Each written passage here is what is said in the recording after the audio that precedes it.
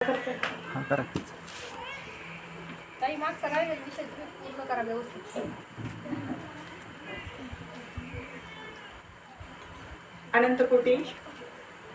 अनंतकोटी ब्रह्मांड नायक राजाधिराज परब्रह्म श्री स्वामी समर्थ महाराज, ब्रह्मीभूत पिठले महाराज, स्वामी मार्गाची मुहूर्तमेढ रोवणारे परमपूज्य मोरेदादा, गुरुकुलपीठाचे पीठाधीश, आपल्या सर्वांची माय माऊली, आदरणीय परमपूज्य गुरुमाऊली आणि या कारवाडी केंद्राचे सर्वेसर्वा, आपल्या सर्वांचे ऊर्जास्थान आदरणीय संतोष भाऊ जाधव आणि माझ्या पुढे बसलेले बालगोपाळ आणि समस्त सेवेकरी भक्तगण, या सर्वांना माझा मानाचा त्रिवार मुजरा. आपण सर्वजण अगदी 5-6 दिवसापासून अतिशय सुंदररीतीने सेवा करीत आहात आणि खरोखर दत्तकृपा लाभल्याशिवाय असे योग येत नाहीत बघा.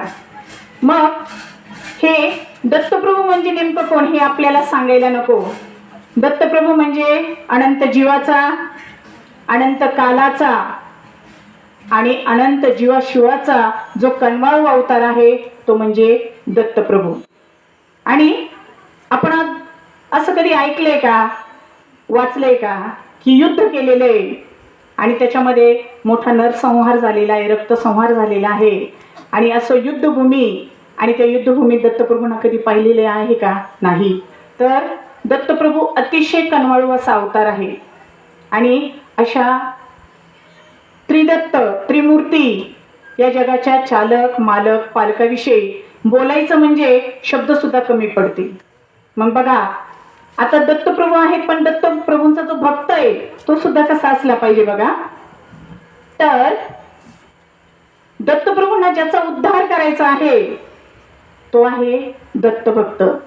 आपलं नाव ज्याच्या ओठी आलं पाहिजे त्याला महाराज जी बुद्धी देतात आणि तो नामस्मरण करतो तो म्हणजे दत्तभक्त. आणि लीला स्मरण करायची आणि ती इतरांना वाचारूपी सांगायची, तो वाचारूपी प्रेरणा देणारा आहे तो आहे दत्तभक्त.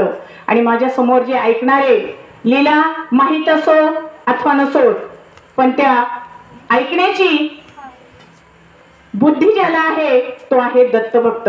म्हणजे जर फावला वेळ मिळाला तर ज्याची पावलं नरसोबावाडी, औदुंबर, गाणगापूर, पिठापूर, कुरवपूरकडे वळतात तो आहे खरा दत्तभक्त. म्हणजेच थोडक्यात सांगायचं झालं तर आपलं मन, बुद्धी, काया, वाचा आणि आपल्या वेळेचा उपयोग फक्त आणि फक्त आपल्या दत्तभक्तीसाठी करतो तो आहे खरा दत्तभक्त. आणि अशाच एका दत्तभक्ताची मी तुम्हाला कथा सांगणार आहे आणि अशा दत्तभक्ताचं नाव आहे वासुदेवानंद सरस्वती टेंबे स्वामी महाराज. आपल्याला बघा, आपण एका चाकोरीत अध्यात्म वाचतो आहे आणि ऐकतो आहे. गुरुचरित्र ग्रंथ, भागवत ग्रंथ, नवनाथ ग्रंथ, श्रीपाद श्रीवल्लभ चरित्रामृत अशा ग्रंथाचं आपण जेव्हा पारायण, वाचन, मनन, चिंतन करतो, पण ती एक चाकोरी झाली. पण या चाकोरीच्या बाहेर सुद्धा दत्त संप्रदाय जो आहे तो खूप मोठा आहे आणि आपण खरोखर महत्भाग्यवान आहोत की त्या दत्त संप्रदायाचे आपण कुठंतरी काहीतरी कोणीतरी एक छोटीशी भागीदार आहोत. आणि ही दत्तभक्ती जी आहे माता माऊलीनं, ती अतिशय दुर्लभ आहे, ती सर्वांना शक्य नाही. मग या टेंबे स्वामींचं जीवन, या जीवनाचा परिचय आज आपण पाहणार आहोत. तर दत्तप्रभूंच्या ठिकाणी असलेली पराकोटीची तन्मयता म्हणजे टेंबे स्वामींचं जीवन. दत्त दत्त आणि फक्त दत्त म्हणजे सर्वस्व, सर्वम जगतम दत्तमयम. म्हणजे त्यांची अशी भावना होती की या भूतलावर दत्तप्रभूंसारखं दुसरं दैवत नाही. थोडक्यात सांगायचं म्हटलं तर अगदी मानवदेही ईश्वर अवतार म्हणजे टेंबे स्वामी.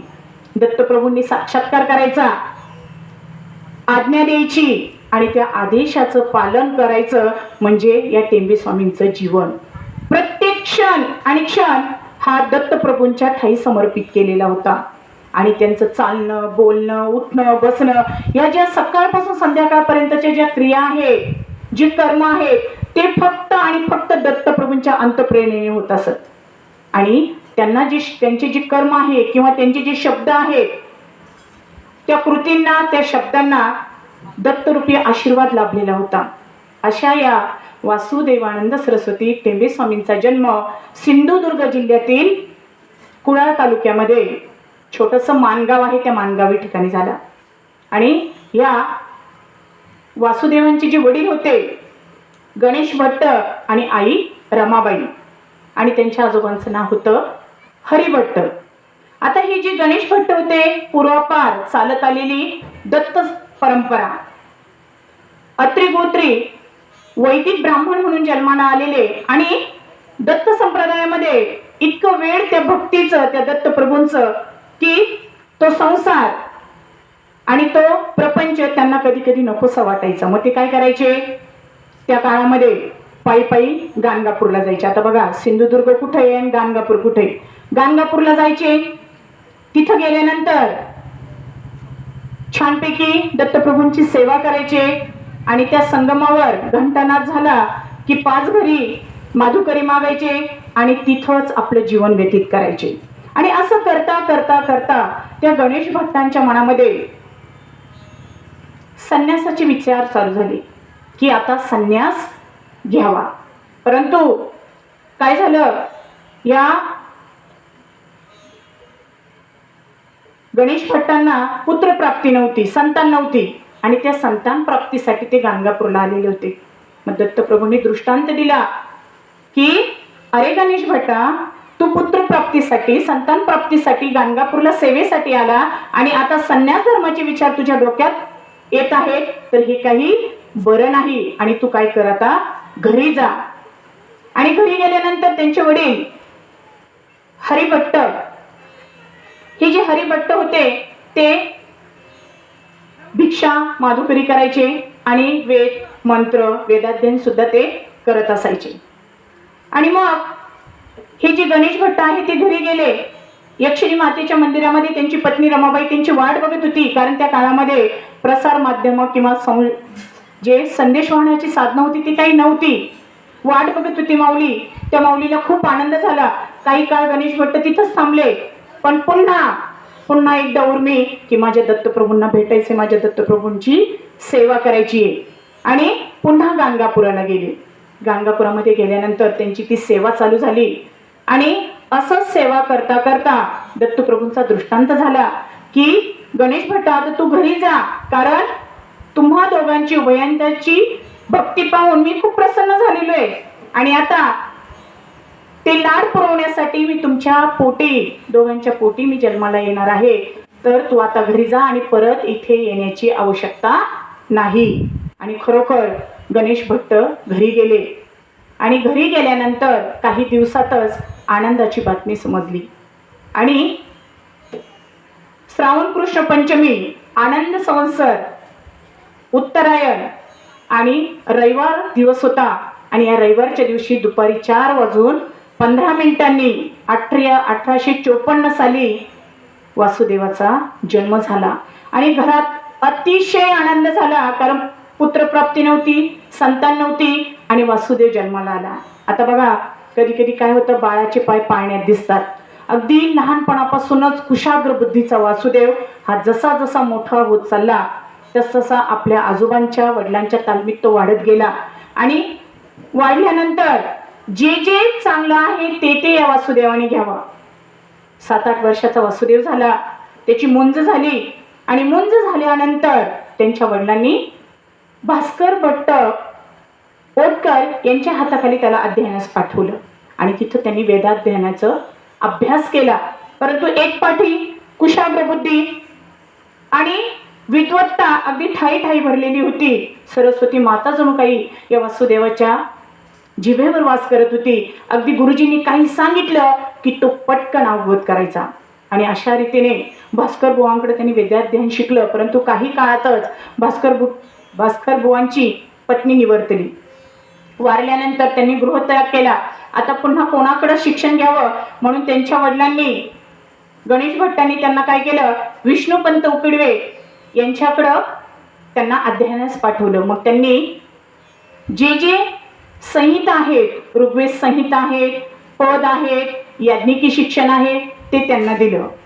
आणि हे चालू असतानाच वासुदेव जे होते ते वासुदेव आपल्या घरातलं सुद्धा काम, आईला सुद्धा मदत करायचे, सगळं काम ते करायचे. आणि ते करून सुद्धा आपला जो अभ्यास आहे त्यामध्ये ते अगदी यशस्वीपणे पारंगत झाले. पुढचं शिक्षण त्यांनी शंभू शास्त्री सादले यांच्याकडे घेतलं. त्यांनी त्यांना ज्योतिषशास्त्राचं ज्ञान दिलं आणि संस्कृतचं देखील त्यांना ज्ञान दिलं. आणि काही दिवसामध्येच हा वासुदेव आता जर तुम्ही पाहिलं तर अमरकोश हा जो ग्रंथ आहे, या छोट्याशा वासुदेवाने 12व्या वर्षी मुखोद्गत केला. आता ह्या अमरकोशामध्ये जर पाहिलं तर एकूण 1500 संस्कृतच्या ओव्या आहेत. आणि केवढा आहे वासुदेव? 12 वर्षाचा. पण तरीही 12व्या वर्षी या वासुदेवाने पूर्ण तो अमरकोश जो ग्रंथ आहे तो पूर्ण पाठ केला. आणि त्याची ती कुशाग्र बुद्धी पाहून सगळे परिसरातले लोक अवाक झाले आणि त्यांना लहानपणापासूनच वासुदेव शास्त्री म्हणायला लागले. आता हा जो अमरकोश आहे त्याच्यामध्ये 3 भाग आहेत, त्याला कांड म्हणतात. आणि अतिशय अवघड आहे, परंतु शेवटी दैवी लीला, दैवी रूप कसं असतं हे बघायला मिळतं ते वासुदेवांकडं. आणि मग पूर्ण मंत्र तंत्र सिद्धी त्यांना प्राप्त झाल्या. आणि मग काही झालं, गावामध्ये कोणाचं काही दुखलं का या छोट्याशा वासुदेवाला घेऊन जायची. एक दिवस काय झालं, शेजारची एक तांबू गाय होती आणि ती काही दूध देईनाशी झाली. अवघी 12 वर्षाची वासुदेव. आणि दूध देईनाशी झाली, अगदी ती कासेला सुद्धा हात लावू देईना, जोर जोराने ओरडायची. परंतु या वासुदेवाने काय केलं, मंत्रसिद्धीचा जो भस्म असतो तो तिच्या कपाळाला लावलं. आणि अवघ्या काही क्षणामध्येच अगदी ही तांबू गाय दूध द्यायला लागली. असाच एक प्रसंग जेव्हा अनुष्ठानासाठी ते जंगलातून चाललेले होते, काही मित्र सोबत होते आणि त्या अनुष्ठानासाठी जेव्हा जात होते त्यांना तेव्हा समोरून एक मोठा काळा भुजंग काळा नाग दिसला. माता शेवटी आपली विद्या फलद्रूप होते की नाही, लहानशा वासुदेवाला त्याचं खूप कौतुक. मग त्याने काय केलं, तांदळाची पिठी जी होती त्या नागाभोवती अशी फिरवली आणि तो निघून गेला. दुसऱ्या दिवशी दुपार झाली आणि त्याला त्या नागाची आठवण झाली की अरे तो नाग काय करत असेल आणि माझी जी मंत्रसिद्धी आहे ती फलद्रूप झाली की नाही. आणि खरोखर तो जो नाग होता, तांदळाचं जे रिंगण केलेलं होतं ते रिंगण, त्या रिंगणामध्ये तो नाग, तो साप तिथंच होता. आणि मग त्या छोट्याशा वासुदेवाला खूप वाईट वाटलं की मी असं करायला नको होतं, कारण तो जो नाग होता तो खूप दमला होता, त्या रिंगणामध्ये जायचा पुन्हा यायचा आणि असं करून करून तो दमला होता, अगदी तो अर्धमेल्या अवस्थेत झाला होता. आणि मग वासुदेवाने मंत्र म्हटला आणि तो नाग निघून गेला. परंतु यानंतर वासुदेवाने ठरवलं की अशा सिद्धीचा वापर आपण कधीही करायचा नाही. दिवसेंदिवस पूर्ण मंत्रसिद्धी प्राप्त झालेल्या होत्या आणि लहानपणापासूनच सवय की शास्त्रासंबंधी कोणाशी वाद करायचा नाही, पायात चपला घालायच्या नाही, छत्री वापरायची नाही. आणि एकादशी, आषाढी एकादशी, आपण जे एकादशीचं व्रत करतो ते वर्षातून आपण आषाढी एकादशी किंवा कार्तिक एकादशी मोठी माणसं करतात, परंतु जी लहान मुलं आहेत ती फक्त 2 वेळेला, म्हणजे आषाढातले 2 एकादशा आणि कार्तिकातले 1 दशा. त्यातल्या त्यात काही मोठे व्यक्ती ते सुद्धा असंच करतात. परंतु हा जो छोटा वासुदेव होता तो सुद्धा काय करायचा, प्रत्येक महिन्याच्या ज्या 2 एकादशी येतात तो एकादशा सुद्धा धरायच्या. आणि असं करता करता या वासुदेवाला आणखी 2 छोटी भावंड झाली, हरी आणि सीताराम, आणि 2 बहिणी सुद्धा झाल्या. भरपूर काळ लोटला, अध्ययन चालू होतं. आणि मग 1875 साली बाबाजी पंत गोडे यांची जी कन्या होती बयो, तिच्याबरोबर या वासुदेवाचा विवाह झाला. आता सुरुवातीला वासुदेवानंद सरस्वती स्वामी म्हणत होते की मला लग्न करायचं नाही, परंतु शेवटी आई वडील आणि गुरु यांचं त्यांना ऐकावं लागलं आणि 1875 साली त्यांचा विवाह झाला. लग्नानंतर त्यांचं नाव अन्नपूर्णा ठेवण्यात आलं. असंच करता करता दिवस चाललेले होते आणि पुन्हा एकदा जी दैवी शक्ती ती उफाळून आली. हे वासुदेवाला पुन्हा नरसोबावाडीला जायचं होतं. नरसोबावाडीचे वेध लागले आणि वेध लागल्यानंतर वासुदेव मजल दरमजल करत नरसोबाच्या वाडीला गेला. आता तुम्हाला सर्वांना माहिती आहे, नरसोबा वाडी म्हणजे सुखाची राजधानी. 14-12 वर्ष तिथं नरसिंह सरस्वती स्वामींनी वास केलेला आहे. तर इथं मनोहर पादुका आहेत. त्याच्यानंतर अतिशय सुंदर असं औदुंबर वृक्ष, त्या औदुंबर वृक्षाखाली या मनोहर पादुका. त्यानंतर कृष्ण पंचगंगाचा संगम, अतिशय सुंदर असं वातावरण. आणि हा वासुदेव नरसोबा वाडीला गेले. पण गेल्यानंतर कसं असतं, आजकाल पेहरावावरून तुमची पात्रता समजली जाते, बरोबर की नाही. आणि मग त्यांचा वेश पाहिला, अवतार पाहिला, आणि त्या मनोहर पादुकांवर त्यांना कोणी पाणी घालू देईना.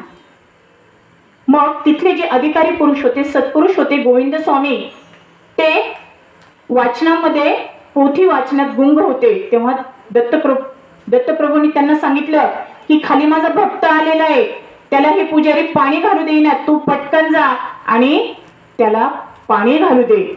मग गोविंद स्वामी खाली आले आणि खाली आल्यानंतर वासुदेवानंद सरस्वतींच्या गळ्यात पडले आणि त्यांनी सांगितलं की तुम्ही ह्या मनोहर पादुकांना पाणी घाला.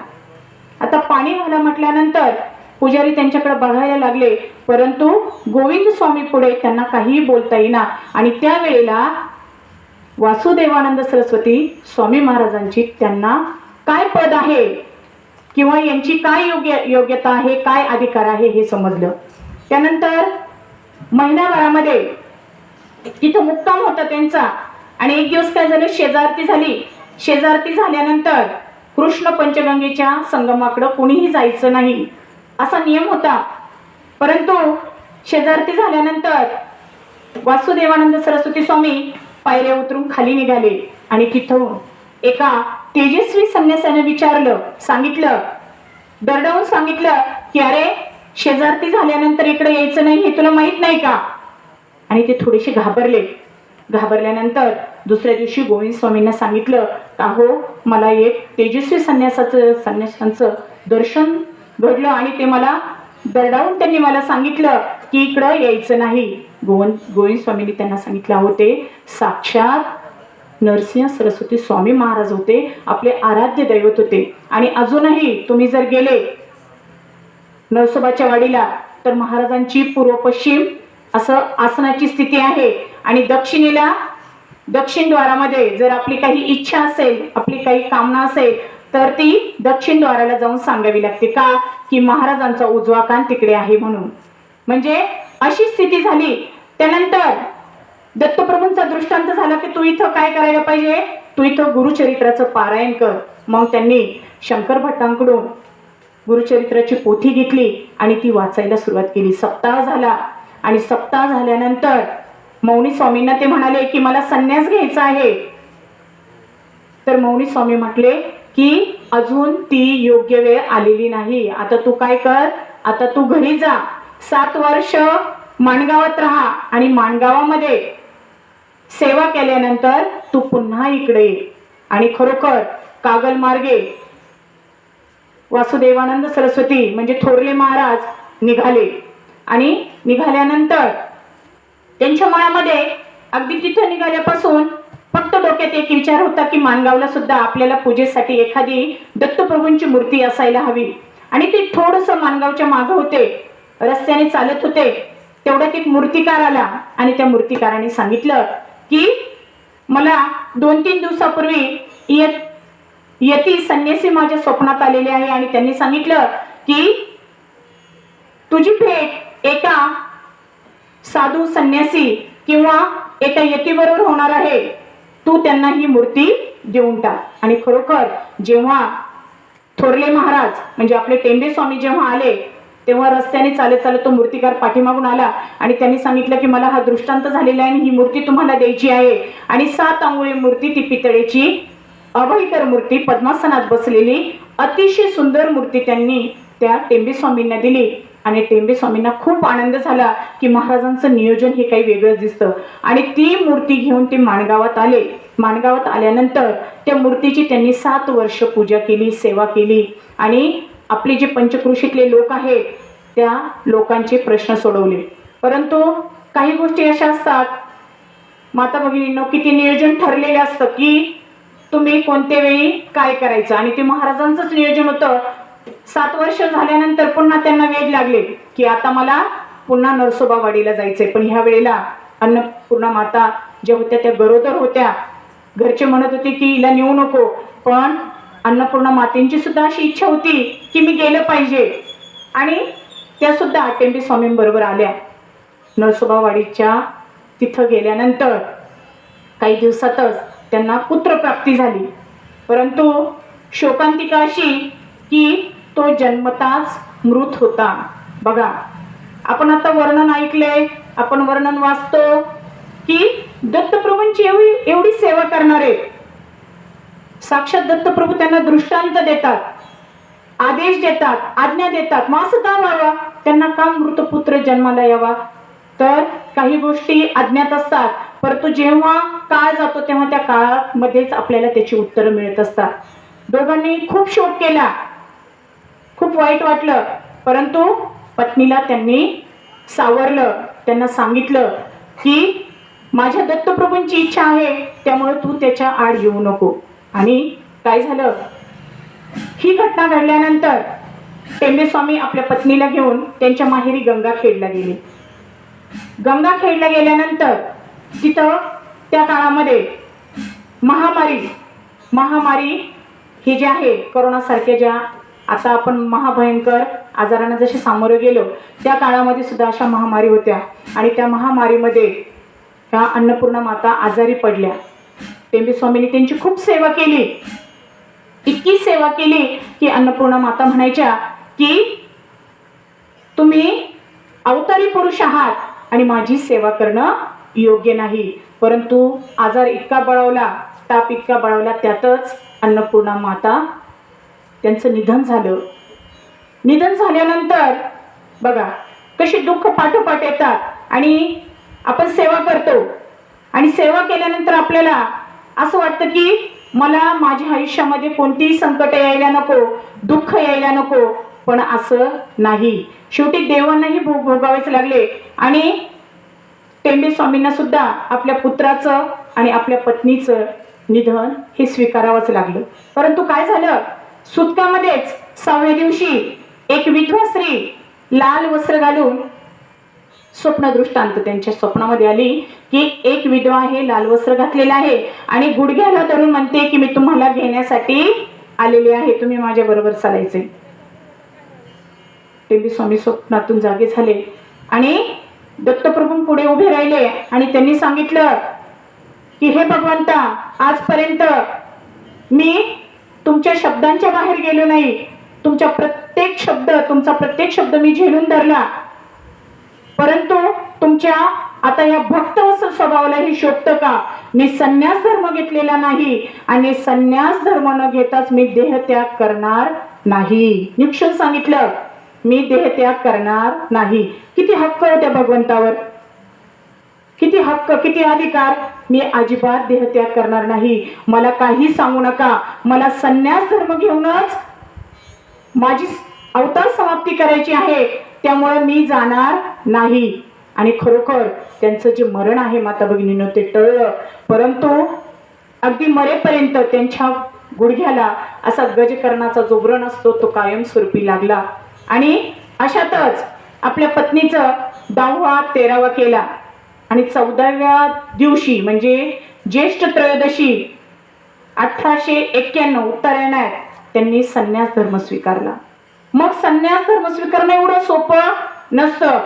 स्वतःचे जे मृत्यूनंतरचे जे संस्कार असतात ते जिवंतपणीच करावे लागतात. मग त्यांनी स्वतःचे 9 श्राद्ध घातली, 16 मासिक श्राद्ध घातले, त्रिपिंडी श्राद्ध घातलं. आणि श्राद्ध घातल्यानंतर गोदावरीमध्ये स्नान केलं, आपली जी शिखा आहे, सूत्र आहे, त्याचा त्याग केला, दिगंबर अवस्थेमध्ये उत्तरेकडे 5 पावले चालली. आणि आता हा संन्यास धर्म आचरण करायचा आहे, आचरण तर करायचं आहे. पण हे भगवंता, दत्तप्रभूंना साकडं घातलं की तू माझ्या सोबत राहा. आणि असं साकडं घातल्यानंतर दत्तप्रभूंनी दृष्टांत दिला की आता तुम्ही दंड स्वीकारला पाहिजे. आता आपण आपल्या गुरुचरित्रामध्ये पाहिलेलं आहे की नरसिंहस्वामींचा जेव्हा जन्म झाला तेव्हा ते ओंकाराचा उच्चार करायचे. त्यांचं नाव होतं नरहरी. पण जेव्हा काशीला गेल्यानंतर कृष्ण सरस्वती महाराजांकडून जेव्हा त्यांनी दीक्षा घेतली तेव्हा त्यांचं नामकरण काय झालं? नरसिंह सरस्वती स्वामी महाराज, सरस्वती. मग आता त्यांना सांगितलं की तुम्ही दंड परिधान करायचा आहे, दंड घ्यायचा आहे, पण तो दंड तुम्हाला उज्जैनला जाऊन मिळणार आहे. तर तुम्ही काय करायचंय? उज्जैनला जायचं आहे. झालं, मग उज्जैनची तयारी झाली. आणि हे जे संन्यास धर्म आहेत माता भगिनींनो, त्याचे खूप आचरण जे आहे खूप कठीण असतं. पहिलं म्हणजे एका ठिकाणी फक्त 3 दिवस राहायचं. एका ठिकाणी फक्त 3 दिवस राहायचं आणि राहिल्यानंतर 3 किंवा 5 घरची भिक्षा घ्यायची. वाहनात बसायचं नाही, पायी, सर्व पायी प्रवास करायचा. अग्नीला स्पर्श करायचा नाही, सुगंधी फुले स्पर्श नाही, अत्तराला स्पर्श करायचा नाही, नदी पोहून जायची नाही, धातू सोनं चांदी याला स्पर्श करायचा नाही, धनाला स्पर्श करायचा नाही. हे फक्त मी ढोबळ मानाने तुम्हाला काही नियम सांगितले, परंतु याच्याही पलीकडे जाऊन अतिशय कडक नियम या संन्यास धर्मामध्ये असतात आणि त्याचं आचरण स्वामींनी करायचं ठरवलं. आणि आता आपला जो चातुर्मास असतो तो कसा असतो? आषाढ एकादशी ते कार्तिक एकादशी असा 4 महिन्यांचा. आषाढ ते श्रावण, भाद्रपद, अश्विन आणि कार्तिक.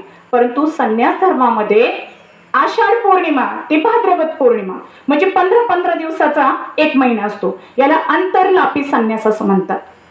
मग हा जो संन्यास आहे तो कुठं राहायचं? ते सगळं नदीच्या ठिकाणी किंवा तीर्थक्षेत्री त्यांनी राहायचं. आणि विशेष म्हणजे आपलं वय किती? आपलं वय जेवढं त्याला आपण सिनियर सिटीजन म्हणतो, ज्येष्ठ. पण संन्यास धर्मामध्ये तुमचं वय समजा 25 आहे, पण तुमचे 5 चातुर्मास झालेले आहेत तर तुम्ही त्याच्यामध्ये सिनियर आहात. भले एखादा व्यक्ती 30-35 वर्षाचा असेल पण त्याची 1-2च झालेली असेल, पण तुम्ही 25 वर्षाचे असून देखील जर तुमचे 5 झालेले असाल तर संन्यास धर्मामध्ये तुम्ही ज्येष्ठ ठरता. आणि अशा रीतीने महाराज जे आहेत टेंबे स्वामी महाराज उज्जैनकडे निघाले. उज्जैनला गेल्यानंतर नारायणानंद स्वामी महाराजांकडून त्यांनी दंड घेतला आणि दंड घेतल्यानंतर त्यांचं नामकरण झालं परमहंस परिव्राजकाचार्य वासुदेवानंद सरस्वती टेंबे स्वामी महाराज. बघा, मग परमहंस हे संन्यास धर्माचे जे मुख्य 4 प्रकार आहे त्यातला हा 4था प्रकार आहे. पहिला प्रकार आहे संन्यास धर्माचा कुटीचक, दुसरा आहे बहुदक, तिसरा हंस आणि 4था आहे परमहंस. आता कुटीचक म्हणजे काय? की एखादी नदीच्या किनारी कुटी करायची, झोपडी करायची आणि तिथंच आपली ध्यानधारण करायची. दुसरं आहे बहुदक म्हणजे नदीच्या किनारी राहायचं, कुटीमध्ये राहायचं, पण सगळीकडे फिरायचं, भ्रमण सगळीकडे करायचं, त्याला म्हणतात बहुदक. आणि हंस, आणि या हंस या प्रकारामध्ये तुम्ही सगळीकडे फिरायचं, नदीच्या ठिकाणी किंवा तीर्थयात्रेच्या ठिकाणी आपलं आचरण करायचं, परंतु याच्यामध्ये अपेक्षा काहीच ठेवायची नाही. परंतु हा जो 4था प्रकार आहे परमहंस, हा जो आहे हा सर्वोत्तम समजला जातो. का सर्वोत्तम समजला जातो? की त्या भगवंताशी अनुसंधान साधायचंय, आपलं भौतिक मानसिक बंधन सगळे मुक्त करून आत्मसाक्षात्कार त्या भगवंताचा घडून आणायचा आहे. आणि म्हणून हा परमहंस जो संन्यासाचा प्रकार आहे तो सर्वोत्तम समजला जातो. आणि परिव्राजकाचार्य काय म्हणतात? परिव्रज म्हणजे भ्रमण करणे, सतत भ्रमण करणे आणि त्या भगवंताशी लीन होणे, भगवंताशी आत्मानुसंधान साधणे.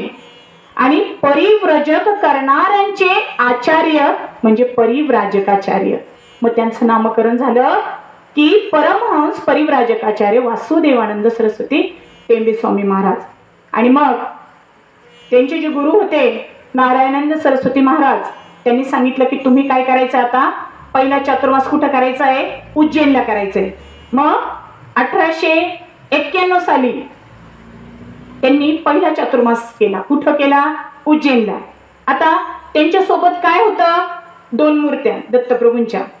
आता मी आत्ताच सांगितलं की त्याला आपण स्वतःहून फुलं तोडायची नाही, तुळशीपत्र तोडायची नाही, कुणी आणून दिलं तर ते व्हायचं. मग ते सकाळी उठून भस्मलेपन करायचे दोन्ही मूर्तींना, आणि मूर्तींना भस्मलेपन केल्यानंतर ते काय करायचे, त्या ठेवून द्यायचे. मग त्यांच्यासोबत काय सामान होतं? आता संन्यासी असल्यानंतर काय सामान असलं पाहिजे बरं त्यांच्याकडं? तर त्यांच्याकडे होत्या 4 भगव्या लोंगोट्या, 4 भगव्या छाट्या, एक ढाबळी म्हणजे उबदार वस्त्र, आपण आपल्या भाषेत थोडंसं गोधडी म्हणू त्याला, एक कमंडलू, लाकडी कमंडलू, एक दंड, त्याच्यानंतर उपनिषदाची पोथी, पंचायतनाचे संपुष्ट. म्हणजे काय? तर आता संपुष्ट म्हणजे पेटी, आणि पंचायतन म्हणजे ही जी भूमिका आहे, भूमिका म्हणण्यापेक्षा ही जी पंचायतन आहे ते आद्यपीठाचे जे शंकराचार्य आहे, ज्यांनी हिंदू धर्माची मुहूर्तमेढ अगदी जगभरात मिरवली आणि अद्वैताचा त्यांनी पुरस्कार केला, असे शंकराचार्यांनी पंचायतन मांडलं. पंचायतन म्हणजे काय? तर 5 देवता सोबत ठेवायच्या, त्याच्यामध्ये जी आराध्य देवता आहे ती मध्यभागी ठेवायची, आणि बाकीच्या ज्या 4 देवता आहेत त्या बाजूला ठेवायच्या, आपली पूजा अर्चा करायची, आणि जेव्हा आपल्याला दुसरीकडे जायचं आहे त्या पेटीत भरायच्या आणि निघायचं. मग त्याच्यामध्ये कोणत्या देवता आहे? गणेश, शिव, विष्णू, सूर्य आणि शक्ती, अशा ह्या 5 देवता, याला म्हणतात पंचायतन. आणि संपुष्ट म्हणजे काय? पेटी म्हणजे, आणि 2 दत्तमूर्ती, आणि एक पाणी काढायला दोरी, विहिरीतून वगैरे पाणी काढायला दोरी, एवढंच सामान त्यांच्याकडे होतं. आणि ते निघाले आता चातुर्मासासाठी. का निघाले? घरी तर सगळं होतं, प्रपंच परमार्थ करायचा होता, परंतु आता फक्त आणि फक्त समाजसेवा करायची, लोकांचे प्रश्न सोडवायचे आणि माझ्या महाराजांची सेवा करायची, एवढंच तत्व, एवढंच त्यांच्या डोक्यात होतं. आणि ते पुढं पुढं चालत राहिले. आता दुसरा जो चातुर्मास आहे तो त्यांनी ब्रह्मावर्तला केला. ब्रह्मावर्त, आणि या ब्रह्मावर्तच्या ठिकाणी त्यांनी दत्तपुराण नावाचा ग्रंथ लिहिला. या दत्तपुराणामध्ये 3,500 श्लोक आहेत, 64 अध्याय आहेत, 8 अष्टक आहेत, आणि प्रत्येक अष्टकामध्ये 8 अध्याय आहेत. तर हे दत्तपुराण याचं जर महत्व सांगायचं झालं तर रंगावधूत स्वामी जे आहे परमपूज्य बापजी, तर यांनी सलग हे दत्तपुराण 108 वेळा केल्यानंतर त्यांना दत्तप्रभूंचा साक्षात्कार झालेला होता. त्यांनी दत्तपुराणाचं पारायण सलग 108 वेळा केलेलं होतं. आता तुम्हाला थोडासा त्यांचा परिचय देते. हे जे होते रंगावधूत स्वामी, त्यांचं मूळ नाव होतं पांडुरंग विठ्ठल वालामी. आई वडील पांडुरंगाचे निस्सिम भक्त, आणि मग हा जो आहे पांडुरंग अगदी आई वडिलांच्या तालमीत वाढलेला, परंतु दत्तप्रभूंची ओढ असलेला. आणि जेव्हा त्यांचं नाव आहे पांडुरंग, आणि 108 पारायण केल्यानंतर जेव्हा दत्तप्रभू त्यांना भेटले, अवधूत त्यांना भेटले, तेव्हा दोघांचा मिलाप होऊन पांडुरंग आणि अवधूत यांचं दोघांचा मिलाप होऊन काय नाव दिलं त्यांना दत्तप्रभूंनी? श्री रंगावधूत. आणि त्यांना बापजी सुद्धा म्हणत. आता आणखी त्याच्याही पुढे जाऊन सांगते की ज्यांनी दत्त बावणी लिहिली. आता आलं का लक्षात? हा, तर दत्त बावणी, या दत्त बावणीमध्ये गुरुचरित्र, दत्त महात्म्य, दत्त पुराण आणि श्रीपाद श्रीवल्लभ चरित्रामृत या सर्वांचा समावेश किंवा सारामृत जे आहे ते दत्त बावणी मध्ये आहे. जे योगीश्वर दत्त दयाळ तुझ एक जगमा प्रतिपाळ, अत्रिनुसया करी निमित्त जग प्रगट जग कारण निश्चित, ही गुजरातीमध्ये लिहिलेली आहे. आणि सुरुवातीला या स्वामींना, रंगावधूत स्वामींना 40 ओव्या लिहायच्या होत्या. जसं त्यांना असं वाटलं हनुमान चालीसा आहे आणि याच्या सुद्धा आपण काय कराव्या, 40 ओव्या लिहाव्यात. पण लिहिता लिहिता काय झालं माता भगिनींनो, त्याच्या 52 ओव्या झाल्या. आणि मग त्यांनी दत्तप्रभूंना साकडं घातलं का आता याच्या 52 ओव्या झाल्या, या कमी करायच्या. पण दत्तप्रभू म्हटले की नाही, आपले एका वर्षाचे 52 आठवडे, गुरुचरित्रामध्ये सुद्धा 52 अध्याय आहेत, तर याचे सुद्धा 52 ओव्या राहू द्या. आणि दत्त संप्रदायामध्ये तुम्ही जर वाचन केलं तर दत्त बावणी ही अनुभव समजली जाते. अनुभव म्हणजे याची सेवा दर गुरुवारी एका गुरुवारी, प्रत्येक गुरुवारी 52 वेळा ही दत्तबावणी वाचायची. आणि किती दिवस, किती वेळा वाचायची? 52 वेळा वाचायची, पण 52 गुरुवार करायचे. आणि जेव्हा तुम्ही एखादी इच्छा, आकांक्षा मनात धरता, तेव्हा ही दत्तबावणी एका गुरुवारी 52, असे 52 गुरुवारी केल्यानंतर तुमचं सकल मनोरथ पूर्ण होतं. म्हणून दत्त संप्रदायामध्ये या दत्तबावणीला काय म्हणतात? ॲटम बॉम्ब म्हणतात. अणुबॉम्ब सेवा समजली जाते. आणि मग हे जे आहे, ही जी सेवा आहे, ही दत्तबावणी त्यांनी का लिहिली? तर गुजरातमध्ये लक्ष्मीबेन त्रिपाठी म्हणून होत्या. त्यांना बाहेरची बाधा झाली होती आणि त्या बाधेचं निराकरण करावं म्हणून ही दत्तबावणी लिहिलेली होती. आणि ही दत्तबावणी ज्या रंगावधूत स्वामींनी लिहिली, दत्तपुराण वाचल्यानंतर त्यांना दत्तप्रभूंचा साक्षात्कार झाला. कुठं? ब्रह्मावर्तमध्ये. आणि मग त्यांनी पुढचं, टेंबे स्वामींचं जे पुढचं होतं तिसरं चातुर्मास, ते त्यांनी हरिद्वार इथं केलं. हरिद्वारमध्ये त्यांना शारदा पीठाचे जे शंकराचार्य राजराजेश्वर यांची भेट घडून आली. आणि त्यांचं विद्वत्ता पाहून ते अगदी भारावून गेले. त्यांना सांगितलं की आपण वेदांतावर चर्चा करूया. आणि त्या चर्चेमध्ये त्यांना असं निष्पन्न झालं की यांच्यासारखे गाढे अभ्यासक मला कुठेही मिळू शकत नाही. म्हणून त्या राजराजेश्वरांनी त्यांना विनंती केली की तुम्ही हा जो तुमचा चातुर्मास आहे, तिसरा चातुर्मास, तो इथंच करावा. आणि जी उपनिषदातले जी तत्व आहेत ते मला समजावून सांगावेत.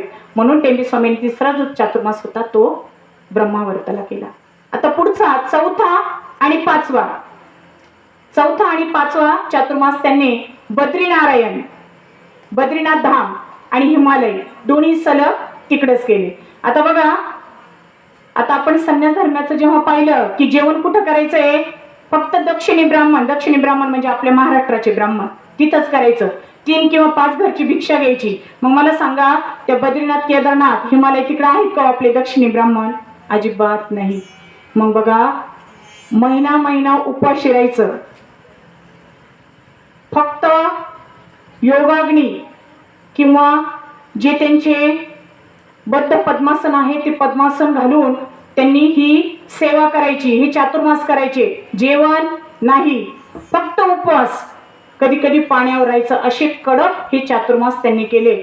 आणि जेव्हा बद्रीनाथाचं दर्शनाला जायचं होतं तेव्हा तुम्ही आख्यायिका ऐकलेली असेल किंवा तुम्ही वाचलेली असेल की बद्रीनाथ धामाच्या पाठीमागं 2 पर्वत आहे, नर आणि नारायण. आणि असं सांगितलं जातं की जेव्हा ते जवळ येणार आहे तेव्हा काय होणार आहे? ते ठिकाण गुप्त होणार आहे. आणि पहिल्यापेक्षा ती आता खूप जवळ आलेली आहे. आणि जेव्हा ते बद्रीनाथ धामाकडे चालले टेंबे स्वामी, तेव्हा तिथला कडा तुटलेला होता.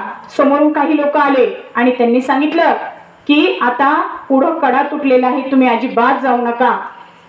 आणि तुम्ही तिथं गेलं तर मरणाशिवाय गत्यंतर नाही.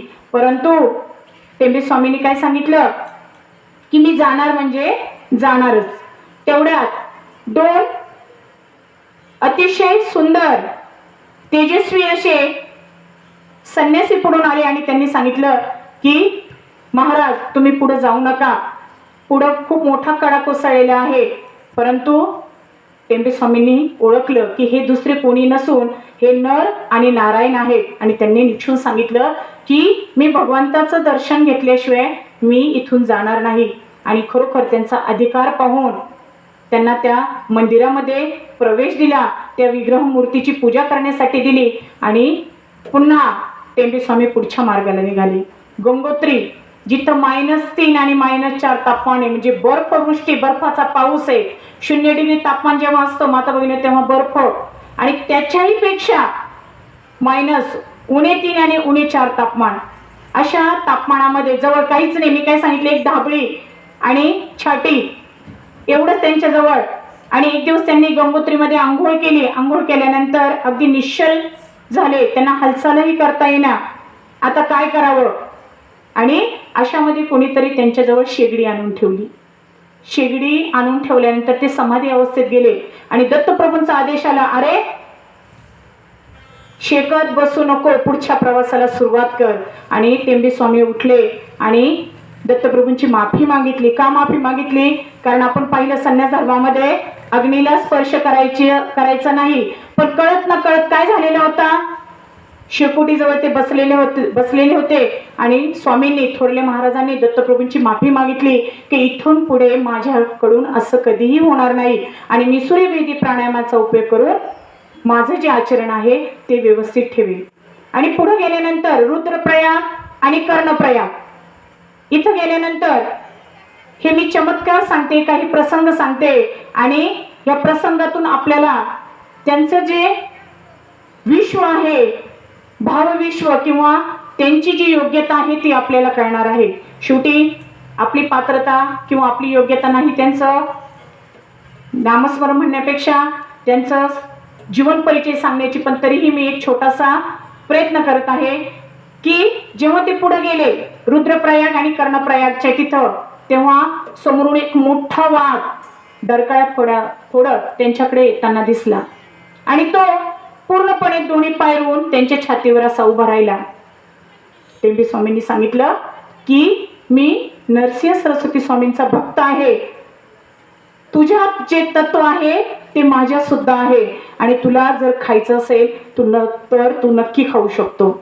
आणि त्या वाघाने काय केलं, ते पाय खाली घेतले आणि तो निमूटपणे निघून गेला. असंच मजल दरमजल करत गंगोत्रीच्या ते पुढे निघाले केदारनाथाकडे आणि केदारनाथाचं दर्शन घेतल्यानंतर तिथले जे साधू आहेत ते त्यांना काही मध्ये तपश्चर्याला बसू देईनात. त्यांनी सांगितलं की तुम्ही बाहेर बसायचे. आणि त्यांनी मनात विचार केला की माझ्या दत्तप्रभूंची इच्छा. आणि असा प्रसंग होता माता माऊलींनो, बर्फाचा पाऊस पडत होता आणि बद्ध पद्मासनामध्ये टेंबे स्वामी बसलेले होते. अगदी पाऊस असा पडत होता की त्यांच्या खालून पण पाणी आणि वरून पण पाणी, फक्त मधीची आकृती आहे ती बसलेली होती. आणि जेव्हा असं चित्र डोळ्यासमोर पाहिलं तेव्हा त्या साधूंनी त्यांची माफी मागितली की आमचं चुकलं, आम्ही तुम्हाला मध्ये बसायची परवानगी दिली नाही.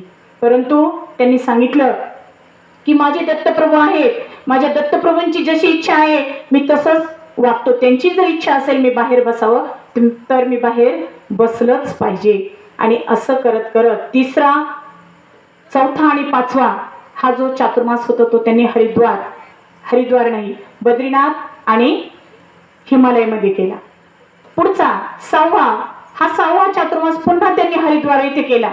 आता हरिद्वार येथे केला तर जे जुने ज्येष्ठ आणि श्रेष्ठ सेवेकरी होते त्यांनी सांगितलं की तुम्ही आत्ताच बद्रीनाथाचं दर्शन घेऊन आलेला आहात, केदारनाथाचं दर्शन घेऊन आलेला आहात, तर तुम्ही हा जो चातुर्मास आहे तो इथंच करायचा आहे.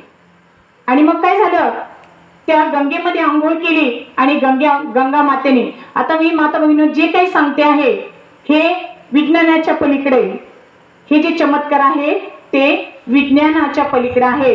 तिथं संशयाची जी पुटं आहे ते बाजूला सरकायची आणि फक्त श्रद्धा आपली ठेवायची की या श्रद्धेने आपण जे वाचतो, ऐकतो, मनन करतो, चिंतन करतो ते खरं आहे. आणि मग त्या गंगा मातेने दृष्टांत दिला आणि दृष्टांत दिल्यानंतर त्यांनी इथं गंगा लहरी नावाचं एक सुंदर 5 श्लोकाचं स्तोत्र तयार केलं. आणि मग दुसऱ्या दिवशी नर्मदा माता त्यांच्या स्वप्नात आली, नर्मदा नदी स्वप्नात आली आणि त्यांनी सांगितलं की महाराज तुम्ही सुद्धा माझ्या तीरावर यावं आणि मला धन्य करावं. परंतु महाराजांनी दुर्लक्ष केलं. मग दुर्लक्ष केल्यानंतर घटना काय घडली बघा, तर एक कुष्ठरोग पीडित गृहस्थ होता आणि तो अतिशय गांजलेला होता. किती दिवसापासून ती व्याधी त्याची पाठ सोडत नव्हती. कोणीतरी सांगितलं तू असं कर, हे जे हरिद्वारला टेंबे स्वामी आलेले आहेत त्यांच्या पायाचं जर तू चरणामृत घेतलं तर तुझी ही व्याधी बरी होईल. आणि एक दिवस काय झालं, थोरले महाराज म्हणजे आपले टेंबे स्वामी पाठीमागे तळवा करून असे बसलेले होते, तर त्यांनी काय केलं, गंगेचं पाणी आणलं आणि त्या अंगठ्यावर ओतलं आणि ते चरणामृत प्राशन केलं. महाराजांना समजल्यानंतर ते खूप रागावले की तू असं का केलं. त्याने काकुळतीने येऊन सांगितलं की महाराज मला अशी व्याधी झाली होती, कोणीतरी सांगितलं की ही व्याधी तुमच्या चरणामृताने बरी होईल आणि म्हणून मी हे प्राशन केलं आहे. तेव्हा महाराज शांत झाले. परंतु रात्र गेली आणि स्वामींच्या अंगावर, टेंबे स्वामींच्या अंगावर पूर्ण सर्व अंगावर मोठे मोठे फोड उठले. ती व्याधी यांना लागली. परंतु गंगा मातेने पुन्हा दृष्टांत दिला की आता तू काय करायचं आहे, नर्मदा मातेच्या ठिकाणी जायचं, नर्मदा नदीच्या काठाने जायचं आणि तिथं नर्मदा स्नान 3 दिवस करायचे. सुरुवातीला त्यांनी दुर्लक्ष केलं, परंतु दृष्टांत घटना घडल्यानंतर काय केलं, सर्वांगावर फोड आले आणि मग थोरले महाराज पुन्हा नर्मदा किनारी गेले आणि तिथं 3 दिवस त्यांनी स्नान केलं आणि स्नान केल्यानंतर त्यांचे सर्वांगावरचे जे फोड होते ते नाहीसे झाले. आणि इथं त्यांनी नर्मदा लहरी नावाचं अतिशय सुंदर असं स्तोत्र लिहिलं. पुढचं आता हा झाला 4था, 5वा आणि 6वा. आता 7वा चातुर्मास. 7वा चातुर्मास म्हणजे 1897 सालचा. हा झाला पेटलादमध्ये. मग पेटलादमध्ये चातुर्मास व्हायच्या आधी 15 दिवस बाकी होते. मग महाराजांनी इथं श्री दत्त लीलामृताब्धिसार नावाचा 1000 ओव्यांचा ग्रंथ लिहिला. त्याच्यामध्ये 10 अध्याय आहे. आणि पेटलादमध्ये अशी एक घटना घडली की त्या घटनेने अगदी सर्वांचं मन व्याकुळ व्हावं. कार्तिक अमावस्या जवळ आली. कार्तिक अमावस्या म्हणजे दिवाळीचा सण. त्याच्या आदल्या दिवशी दत्तप्रभूंनी सांगितलं की नरक चतुर्दशी आहे. नरक चतुर्दशीच्या दिवशी सांगितलं की मला उद्या दुसऱ्या दिवशी दिवाळी आहे, मला तो अभ्यंग स्नान घालायचंय. स्वामी महाराज म्हटले, अहो प्रभू, ते त्यांना श्रीदेवा म्हणायचे, श्रीदेवा मी असा राज संन्यासी नाहीये, मोठा रॉयल संन्यासी नाही, मला अत्तराला स्पर्श करायचा नाही, सुगंधी फुलांना स्पर्श करायचा नाही, तुळशीला स्पर्श करायचा नाही, मी तुम्हाला गरम पाणी कुठून आणू. आणि ते शांत राहिले, पण ते मला काही सांगू नको. बघा किती अधिकार असला पाहिजे. ते मला काही सांगू नको, तू काय केलं पाहिजे, उद्या मला अभ्यंग स्नान घातलं पाहिजे. आणि दिवाळीचा दुसरा दिवस उजाडला. उजाडल्यानंतर थोरले महाराज गावामध्ये भिक्षा मागण्यासाठी गेले. 3-4 घरची भिक्षा मागितली आणि भिक्षा आणल्यानंतर त्यांचा रोजचा नियम होता की दत्तप्रभूंच्या मूर्तीनं ते नैवेद्य द्यायचे. आले आणि जिथं नेहमीच्या ठिकाणी मूर्ती ठेवायची तिथं ती मूर्ती दिसली नाही. कासावीस झाले, व्याकुळ झाले, आता काय करावं, माझे दत्तप्रभू कुठं गेले. आणि मग मोठ्याने आवाज आला की मी रुसून बसलोय. बघा जगाचा चालक, मालक, पालक, काय हुकम मी त्यांना, नाही मी रुसून बसलोय. का, तुम्हाला अभ्यंग स्नान घातलेले नाही, दिवाळी दिवस आहे, मी तुला काल सांगितलं तुम्हाला अभ्यंग स्नान घाल म्हणून. आणि ते आवाजाच्या दिशेने चालत राहिले आणि जिथं नर्मदा मातेच्या तिथं नदीच्या ठिकाणी मही नदी दोघींचा संगम होतो, त्या पात्रामध्ये हे दत्तप्रभू जाऊन बसले. दत्तप्रभूंची मूर्ती तिथं होती. आता पाण्यात तर पोहायचं नाही, आता काय करावं. परंतु पुढचा मागचा विचार न करता टेंबे स्वामींनी पाण्यामध्ये उडी मारली आणि उडी मारल्यानंतर लख्ख प्रकाश पडला आणि त्या लख्ख प्रकाशामध्ये दत्तप्रभूंची मूर्ती दिसली. आणि माता भगिनींनो, एवढ्या पाण्यात असताना सुद्धा टेंबे स्वामींच्या डोळ्यातून घळघळा सुरू व्हायला लागले. हो भगवंता, तू माझ्यासाठी कष्ट घेतले, तू माझ्यासाठी त्रास घेतला आणि इथे येऊन बसले तुम्ही, आणि ती जी दत्तप्रभूंची मूर्ती आहे ती कवटाळून ढसढसा रडायला लागली. भगवंता, अगदी माझी सगळं जीवन तुला वाहिलं रे, सगळी जीवात ही वाणी तुला वाहिली, आता काय देऊ सांग. आणि जेव्हा हा प्रकार समजला ग्रामस्थांना, तेव्हा त्यांनी त्या मूर्तीला अभ्यंग स्नान घातलं, सुगंधी फुलं वाहिली, अत्तर वाहिलं. आणि अत्तर वाहिल्यानंतर सर्व गावकऱ्यांना खूप आनंद झाला की टेंबे स्वामी आपल्या गावामध्ये आहेत म्हणून, आणि त्यांनी खूप मोठा उत्सव केला. मग 7वा जो चातुर्मास झाला पेटला तिथं, आता 8वा झाला. 8वा तिलकवाडा. आता या तिलकवाड्याचं वैशिष्ट्य असं आहे की हे जे ठिकाण आहे अतिशय निवांत आहे. आणि ह्या वाड्यामध्ये जवळजवळ 1898 साली त्यांनी हा 8वा चातुर्मास केला. मग ते एका वासुदेव कुटीमध्ये, नर्मदेच्या ठिकाणी वासुदेव कुटीमध्ये राहायचे, दररोज स्नानाला जायचे. आणि एक सद्गृहस्थ होते, ते रोज बघायचे की हे जे संन्यासी आहे यांचं किती कडक व्रताचरण आहे, आणि ते रोज बघायचे. आणि एक दिवस आणि जिथं जिथं स्वामी महाराज जायचे, लोकांचे प्रश्न सोडवायचे, त्यांनी सुद्धा त्या सद्गृहस्थांनी सांगितलं की महाराज, मला काही संतती नाही, काय करावं. आता महाराज अंतर्ज्ञानी होते, त्यांनी सांगितलं की तुझ्या घरामध्ये कोणीतरी नागाला मारलेलं आहे आणि त्यामुळे तुझ्या संतती नाही, तर तू असं कर, पंचमी व्रत कर, तुला नक्कीच संतती होईल. मग तो गृहस्थ काय करायचा? वासुदेव कुटी ते नर्मदा जेव्हा स्नानाला जायचे, त्या स्नानाला जाताना जी रजकण पडायचे, ते रजकण तो उचलून घ्यायचा आणि एका डबीमध्ये ठेवायचा. आणि त्या वासुदेव कुटीमध्ये दत्तप्रभूंचा जो फोटो होता, जी मूर्ती होती, त्या मूर्तीला ते रोज अष्टगंध लावायचे. मग या सद्गृहस्थांनी काय केलं? त्यांचे जे रजकण आहे पायाचे आणि जी गंधगोळी आहे, त्या गंधगोळी ती अजूनही 4थी पिढी आहे त्या तिलकवाड्यामध्ये, अजूनही ती गंधगोळी आणि ते रजकण आपण जर तिलकवाड्याला जर गेलो तर ते आत्ताही बघायला मिळतील. किती किती भाग्यवान असले पाहिजे होते लोक की ज्यांना तो पदस्पर्श टेंबे स्वामींचा लाभलेला होता. आणि ती पिढी अजूनही त्या वासुदेव कुटीमध्ये सेवा करत आहे. आणि मग इथं त्यांनी रेवक खंडावर मोठं पुराण लिहिलं. कुर्म पुराण जे आंध्र लिपीत होतं ते मराठी लिपीत लिहिलं. त्याच्यानंतर अत्री आश्रम होता, त्या अत्री आश्रमामध्ये अनुसय स्तोत्र हे सुद्धा त्यांनी या चातुर्मासामध्ये रचलं. त्याचबरोबर 1889 साली महाराजांनी त्यांना माणगावला असताना दृष्टांत दिलेला होता की तुझे मराठी गुरुचरित्र आहे, ते मराठी गुरुचरित्र तू संस्कृत मधून लिह. मग त्यांनी आता समोर ग्रंथ नाहीये, तरीही त्यांनी इथं द्विसाहस्री गुरुचरित्र लिहिलं 2000 ओव्यांचं. समोर गुरुचरित्र नाही, काहीही माहीत नाही, तरीही त्यांनी द्विसाहस्री गुरुचरित्र अतिशय सुंदर असं ओवीबद्ध 2000 ओव्यांचं इथं लिहिलं. आणि लिहिल्यानंतर ते महाराजांना अर्पण केलं. मग 8वा चातुर्मास झाल्यानंतर आपल्या सर्वांचं जे आदराचं स्थान आहे, त्या आदराच्या स्थानावर आणि टेंबे स्वामींचं जे आदराचं ठिकाण आहे, आवडीचं ठिकाण आहे, अशा गिरनारच्या पर्वतावर ते गेले. गिरनारच्या ठिकाणी त्यांनी जगदंबा मातेचं दर्शन घेतलं, गोरक्षधुनीचं दर्शन घेतलं, गुरु शिखरावर गेले, तिथं दत्तप्रभूंचं दर्शन घेतलं. ती ऊर्जा साठवून ते पुन्हा पुढे निघाले, पुढं म्हणजे प्रभास तीर्थावर. मग त्यांचं 9वं जे चातुर्मास होतं ते कुठं झालं तर द्वारका इथं. मग त्या द्वारकेमध्ये त्यांनी जे द्विसाहस्री गुरुचरित्र लिहिलेलं होतं त्याच्यावरचं स्पष्टीकरण, विवेचन त्यांनी ह्या द्वारकेच्या चातुर्मासामध्ये पूर्ण केलं. एवढं सोपं आहे का हो? गुरुचरित्र ग्रंथ केवढा, त्याचं प्रत्येक अध्यायावर स्पष्टीकरण करायचं. बरं, तो ग्रंथ पुढे नाही, परंतु हा ईश्वरी योग समजला पाहिजे.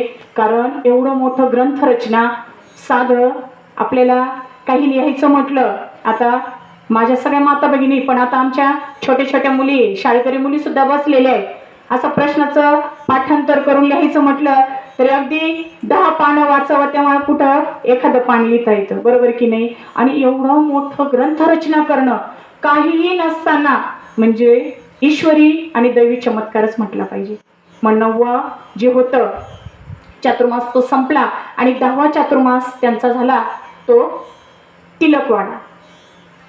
तर तिलकवाडा झाला चिखलदरा म्हणून, चिखलदा. आता ह्या चिखलद्याला गेल्यानंतर वैशाख अमावस्याला ते पोहोचले आणि वैशाख अमावस्याला पोहोचल्यानंतर त्यांनी माघ महात्म्य नावाचा एक मोठा ग्रंथ लिहिला.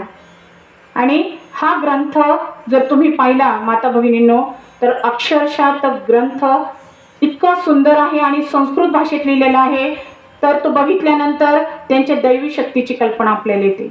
आणि इथंच ह्याच चातुर्मासामध्ये एक सागरचे भय्यशास्त्री म्हणून होते, तर ते वेदांत केसरी ग्रंथ समजून घेण्यासाठी त्यांच्याकडे येत असायचे. आणि त्यांनी सांगितलं की तुमचं संस्कृत लिहिण्याचा वेग किती हो, असं थोडंसं खोचकपणे विचारलं. आणि अर्थातच स्वामी महाराज अंतर्ज्ञानी होते, कोण कसा प्रश्न विचारतो किंवा कोणाच्या प्रश्नाचं निरसन कसं करायचं हे त्यांना चांगलं अवगत होतं. आणि मग त्या चिखलद्याला त्यांनी त्या भय्याशास्त्रींना सांगितलं, माझ्या उजवीकडे एक लेखनिक आणि डावीकडे एक लेखनिक ठेवला आणि आलटून पालटून जरी मी श्लोक सांगितले तरीही ते त्यांना लिहिता येणार नाही, अशी माझी गती आहे. आणि या चातुर्मासामध्ये नरसोबावाडीचे गुंडपंत खोंबारे आले आणि त्यांनी सांगितलं की नरसोबावाडीच्या ज्या मनोहर पादुका आहेत त्या मनोहर पादुकांसाठी एक तुम्ही छानसं स्तोत्र लिहिलं पाहिजे. आणि तिथं सुद्धा महाराजांनी कृष्णा वेना पंचगंगा युतिस्तम नावाचं अतिशय सुंदर स्तोत्र लिहिलं. आणि हे स्तोत्र आजही नरसोबाच्या वाडीला जेव्हा पालखी सोहळा असतो, सण उत्सव साजरे केलेले करतात, त्यावेळेला हे पद गायले जातात. आणि या चातुर्मासामध्ये एक अली खान नावाचे मुस्लिम सद्गृहस्थ होते, ते सुद्धा महाराजांचे खूप म्हणजे खूप मोठे भक्त झाले. आता 10वा चातुर्मास संपला. आता पुढचा 11वा चातुर्मास होता, तो त्यांनी महत्पूर या ठिकाणी तो चातुर्मास केला. मग या महत्पूरला जाता जाता त्यांनी दत्त महात्म्य नावाचा एक मोठा ग्रंथ लिहिला. याच्यामध्ये 5400 ओव्या आहेत, 52 अध्याय आहेत. परंतु आपण जर पाहिलं तर गुरुचरित्र हा भाववृद्धी वाढवणारा ग्रंथ आहे. जेव्हा आपण एक एक अध्याय वाचतो तेव्हा आपलं जे संधान आहे आपल्या स्वामींशी साधलं जातं. जेव्हा आपण भास्कर ब्राह्मणाचा ग्रंथ अध्याय वाचतो, नरहरीचा अध्याय वाचतो, नकळत आपले डोळे पाणवतात. आणि जेव्हा 49वा अध्याय कडे वाटचाल होते, नंदीनामा, नरहरी, सायनदेव, सरस्वती, गंगाधर ही 4 जण जेव्हा महाराज सांगतात निर्वाणीची भाषा करायला, नकळत आपले सुद्धा डोळे पाणवतात की नको जायला महाराजांनी, का जावं महाराजांनी, राहावं आपल्यासाठी. पण हे आपलं व्यावहारिक बोलणं आहे, महाराज अजूनही आहे. आणि खरोखर हे जे गुरुचरित्र आहे हे भाववृत्ती वाढवणार आहे. पण हे जे दत्त महात्म्य आहे, या दत्त महात्म्यामध्ये आपलं जे ज्ञान आहे, ज्ञानवृद्धी करणारा हा ग्रंथ आहे. त्याच्या 1ल्या आणि 2ऱ्या अध्यायामध्ये मी मागच्या दत्तप्रभूंच्या जयंतीच्या वेळेला तुम्हाला तो प्रसंग सांगितला होता. विष्णू दत्त ब्राह्मण आणि सुशिलेचा तो प्रसंग त्याच्यामध्ये आलेला आहे. यदू, आयु, अलर्क, त्यानंतर परशुराम, कार्तवीर्य या राजांची 7 राजांची कथा याच्यामध्ये आलेली आहे. 24 गुरु, दत्तप्रभूंचे जे 24 गुरु त्यांची सुद्धा कथा याच्यामध्ये आलेली आहे. असा हा दत्त महात्म्य ग्रंथ मला असं वाटतं सर्वांनी तो वाचलाच पाहिजे. अतिशय सुंदर आणि रसा हा ग्रंथ आहे. आणि महत्पूर सोडायचंय, परंतु त्यांना कार्तिक स्नान करायचं होतं आणि त्या दिवशी नेमकं त्या काळामध्ये ग्रहण आलेलं होतं. आणि दत्तप्रभूंचा आदेश आला की तू आता महत्पूर सोडायचंय. आणि टेंबे स्वामी म्हटले नाही, मी नाही सोडणार, मला इथं कार्तिक स्नान करायचं आहे, ग्रहण आलेलं आहे. ऐकलं नाही. मग दत्तप्रभूंपुढे चुकीला माफी नाही. त्याच रात्री मोठा भुजंग, मोठा साप त्यांना चावला. का? आज्ञेचं पालन केलं नाही, माझं ऐकलं नाही ना तू. आणि मग विशेष म्हणजे महाराजांना, थोरल्या महाराजांना जेवढे आजार झाले असतील, पण माता माऊलीनं कधीही त्यांनी औषध घेतलं नाही. जेव्हा त्यांना तो मोठा भुजंग चावला, 4 तास समाधीमध्ये गेले. वेदना इतक्या भयंकर व्हायच्या, परंतु औषध घ्यायचं नाही. माझा वैद्य, माझे जे दत्तप्रभू ते सोबत आहेत, ते काय करायचे ते ठरवतील. आणि मग समाधीतून बाहेर आले, पुन्हा वेदना चालू झाल्या, रात्रभर झोप नाही. असेच 3-4 दिवस गेले. ग्रहणही हुकलं, स्नान झालं नाही. कारण का? दत्तप्रभूंची आज्ञा पाळली नाही. आणि मग पुन्हा समाधीमध्ये बसायचे. समाधीतून बाहेर आले का पुन्हा तो त्रास चालू व्हायचा. डोकं जड पडलं, पाय सुजलेला, खूप दुखायचा. आणि मग सहज त्यांनी पायाकडे पाहिलं तर एका त्या नागाचा जो दात आहे तो पायामध्ये असा रुतून बसलेला होता. तो दात बाहेर काढला. 2 दिवसांनी महत्पूर सोडलं. असे महत्पूरमध्ये 10 दिवस त्यांचे गेले. आणि जेव्हा ते महत्पूर सोडलं, वेस ओलांडली, त्रास लगेच संपला, वेदना संपल्या. आणि मग 11वं जे चातुर्मास होतं ते महत्पूरमध्ये झालं. आता 12, 13 आणि 14 असे 3 चातुर्मास त्यांनी पुन्हा ब्रह्मावर्तामध्ये केले. आता अशी मला 23 चातुर्मास तुम्हाला सांगायचे. आणि आपण आता काउंटडाऊन, आपण आता थोडंसं त्यांच्याकडे वळतोय. 12, 13 आणि 14 पुन्हा ब्रह्मावर्ताला जवळजवळ ते 2 ते 2.5 वर्ष राहिले. आणि एक दिवस काय झालं, त्या चातुर्मासामध्ये ग्वाल्हेरचे गोपालाचार्य होते.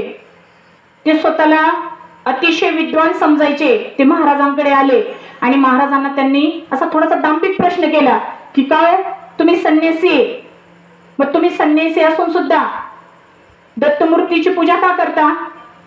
मी गायत्रीचा अनुष्ठान घेतलेला आहे, गायत्री मातेची पूजा करतो, मी निर्गुण उपासक आहे, आणि तुम्ही संन्यासी असून सुद्धा दत्तमूर्ती जवळ ठेवता. मग टेंबे स्वामी म्हटले की अहो, मी जरी संन्यासी असलो तरी ही दत्तमूर्ती मला सोडून जात नाही. पावर का बोलणं, ही दत्तमूर्ती मला सोडून जात नाही. असं म्हटलं तर समोरच्याला पटेल का? तो म्हटलं बर चला, गंगेमध्ये ही मूर्ती तुम्हाला सोडत नाही ना, चला आपण गंगेमध्ये जाऊ. आणि गंगेमध्ये गेल्यानंतर त्या गृहस्थाने, त्या गोपालाचार्याने ती मूर्ती पाण्यामध्ये बुडवली आणि ते बुडवल्यानंतर काठावर पायऱ्या चढून वर येत राहिली. तर ती मूर्ती पाण्यावरून चालत चालत चालत गोपालाचार्यांच्या समोर उभी राहिली. गोपालाचार्यांनी सुद्धा टेंबे स्वामींचा अधिकार ओळखला आणि त्यांना काय केलं, त्यांना माफी मागितली की आता हे माझं चुकलेलं आहे, मी असं बोलायला नको होतं, असं तुम्हाला सांगायला नको होतं. परंतु शेवटी जे विद्वान लोक असतात ते नेहमीच इतरांना क्षमा करतात आणि मग त्यांची वाटचाल अगदी ब्रह्मावर्तामध्येच पुढं पुढं चालत राहिली. आणि त्याच ठिकाणी प्लेगची साथ आली. प्लेगची साथ इतकी भयानक आली की अगदी किडामुंगी मरावे तसे माणसं मरायला लागली. आणि प्लेग तुम्हाला सर्वांना माहिती आहे की तो उंदराच्या पिसवांपासून होतो. जांगेत, मानेत किंवा काखेमध्ये गाठ येते.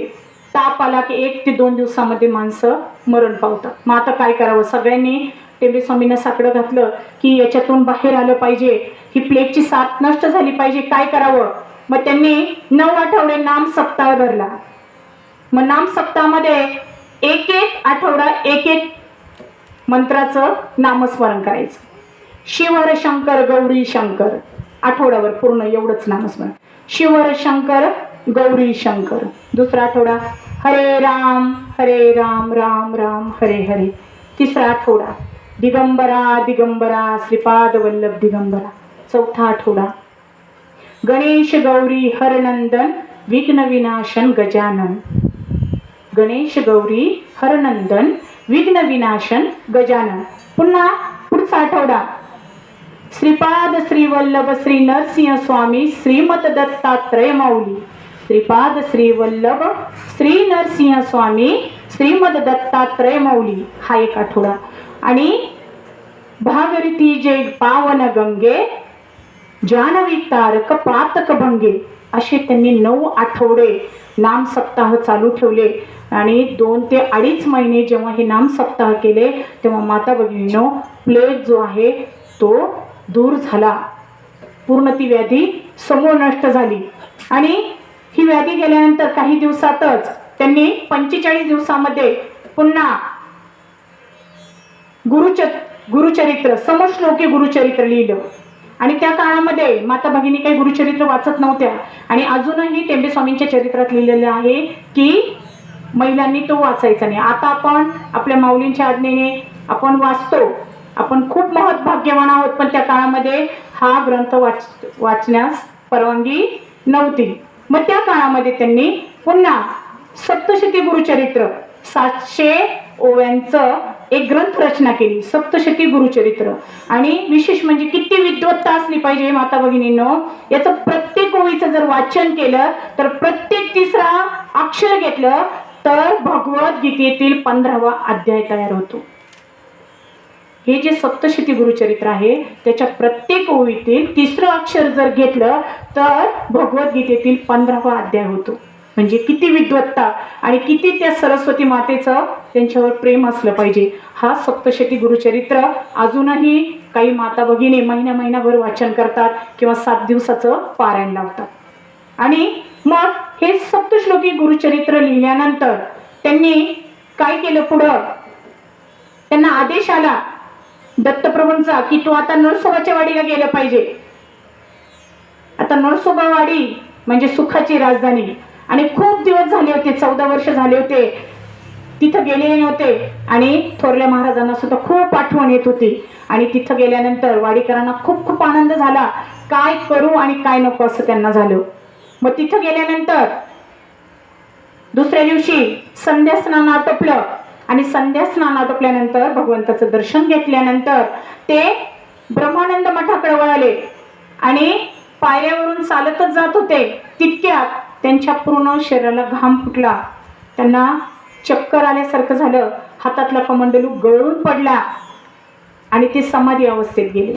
आणि समाधी अवस्थेतच ते बोलायला लागले की तुम्ही जे पुजारी आहात, तुम्ही तुमचं जे आचरण आहे ते अजिबात व्यवस्थित करत नाही. तुम्ही जे सोवळं आहे ते त्यांचं पाळत नाही आणि ते सांगण्यासाठीच मी इथं आलेलो आहे.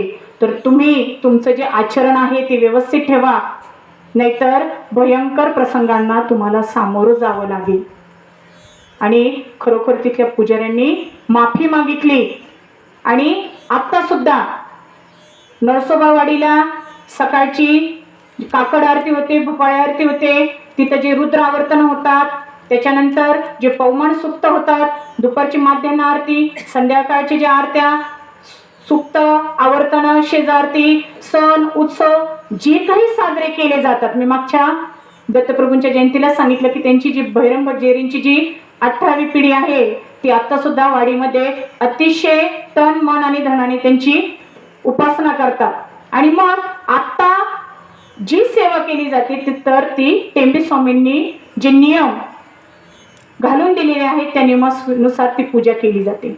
आणि मग स्वामींनी सांगितलं की पूजा अर्चा कसे करायचे, सण उत्सव कसे साजरे करायचे, आणि ते थोडेसे पुढे गेले. आता पुढचा जो होता 12वा 13वा आणि 14वा झाला. आता हा 15वा जो चातुर्मास होता तो झाला नरसीला. नरसी हे जे ठिकाण आहे, या नरसीच्या ठिकाणी त्यांनी दत्तचंपू नावाचं एक अतिशय सुंदर काव्य लिहिलं. काव्य लिहिल्यानंतर काही दिवसामध्ये अशी घटना घडली, ते नरसोबावाडी नुकतेच जाऊन आलेले होते आणि तिथले जे पुजारी आहेत गुंडोपंत खोंबारे यांच्याकडून संध्याकाळी पालखी निघते बघा, आणि त्या पालखीमध्ये उत्सव मूर्ती ठेवलेली असते आणि ती उत्सव मूर्ती त्या पालखीतून खाली पडली. सगळ्यांना खूप भीती वाटली की आता काहीतरी वाईट घडणार आहे आणि आता याच्यातून परिमार्जन करण्यासाठी काय करावं. त्यावेळेला महाराज नरसी इथं होते आणि त्यांनी सांगितलं महाराजांना, खोंबारे पुजारींनी सांगितलं की असं असं झालंय, माझ्याकडून ती उत्सव मूर्ती खाली पडली, आता मी काय करावं. पुन्हा महाराज समाधी अवस्थेत गेले आणि त्यांना सांगितलं की तुमचं आचरण बिघडलेलं आहे म्हणून महाराज तिथं थांबायला तयार नाही. खोंबारी गुरुजींनी माफी मागितली, आता आम्ही असं वागणार नाही आणि तुम्हाला पुन्हा सांगण्याची वेळ सुद्धा येणार नाही. मग करुणा त्रिपदी त्यांनी लिहिली, आपल्याला सर्वांना माहित आहे. शांत हो श्री गुरुदत्ता मम चित्ता शमवियाता. अतिशय सुंदर अशी अर्थ त्याने, जेव्हा तुम्ही डोळे बंद करून जेव्हा हे ऐकाल ना तर असं वाटतं की अरे आपण किती पातकी आहोत, दिवसभरामध्ये आपल्याकडून किती नकळत कळत पाप घडली जातात आणि तो क्षमा करणारा तो भगवंत नेहमीच तयार असतो. याच्यामध्ये ह्या करुणा त्रिपदीमध्ये 3 कडवे आहेत. तर जे दुसरं कडवं आहे त्या दुसऱ्या कडव्यामध्ये गुरुचरित्रातील 10वा 13वा 20वा आणि 30वा अशी 4 अध्यायाचं ओवे आलेले आहेत. आणि ही करुणा त्रिपदी अजूनही नरसोबावाडीला, गाणगापूरला, पिठापूरला जेव्हा पालखी सेवा असते तेव्हा पालखी सेवा, जेव्हा ती पालखी खाली ठेवली जाते तेव्हा आवर्जून करुणा त्रिपदी म्हटली जाते आणि तेव्हा ती पालखी पुढे निघते. आणि मग ही करुणा त्रिपदी त्यांना लिहून दिली. आता किती झाले, जवळजवळ 16 झाले, 16 चातुर्मास झालेले आहेत. आता आपण थोडं पुढे जाऊया. तर आता या नरसीवरून महाराज दक्षिणेकडे वाशिम, जो आपल्या सर्वांना माहित आहे वाशिम जिल्हा, या वाशिम जिल्ह्यामध्ये लाडकारंजे आहे आणि इथं नरसिंह सरस्वती स्वामी महाराजांचं जन्मस्थान आहे. पण हे आधी कोणालाही माहीत नव्हतं. जेव्हा ते वाशिम इथं गेले, मंदिरामध्ये बसले मारुतीच्या, तेव्हा दत्तप्रभूंची आज्ञा झाली की माझा जो दुसरा अवतार आहे नरसिंह सरस्वती स्वामी महाराजांचा, तेव्हा माझा जन्म इथं झालेला आहे. आणि तुम्ही अजूनही लाडकारंजाला जर गेले तर मंदिराच्या पाठीमागे मोठा फुलेवाडा आहे आणि त्या वाड्यामध्ये महाराजांचा जन्म झालेला आहे. आणि ते ठिकाण कोणालाही माहीत नव्हतं, ते टेंबे स्वामींनी माहीत करून दिलं. आता पुढे ते निघाले 17वा चातुर्मास बडवई. त्या बडवई इथं गेल्यानंतर एक तात्या बापट नावाचा एक गृहस्थ भेटला आणि जी दांभिक लोक असतात ते नेहमी भगवंताला सुद्धा सोडलेले नाही. या टेंबे स्वामींची परीक्षा पाहण्याचं ठरवलं. बघू भूत भविष्य वर्तमान काळ कसा आहे तो तरी बघू. आणि त्या तात्या बापट नावाच्या गृहस्थांनी हाताला काहीतरी कापड बांधलं आणि गेले महाराजांसमोर. महाराज अंतर्ज्ञानी पण कधी बोलून दाखवणार नाही. आणि सांगितलं महाराज माझा खूप हात दुखतोय आणि काहीतरी करा. मग आता काय करावं. महाराजांनी सांगितलं असं कर तू याला लेप लावून दे. लेप दिला त्यांना आणि हा तू सकाळ संध्याकाळ लाव तुझा हात नक्कीच बरा होईल. आणि ते तात्या बापट नावाचे गृहस्थ बाहेर आले. बाहेर आल्यानंतर खिल्ली उडवायला लागले. अहो हा कसला साधू हा कसला संन्यासी. याला जर भूत भविष्य वर्तमान माहीत नाही हा कसला संन्यासी.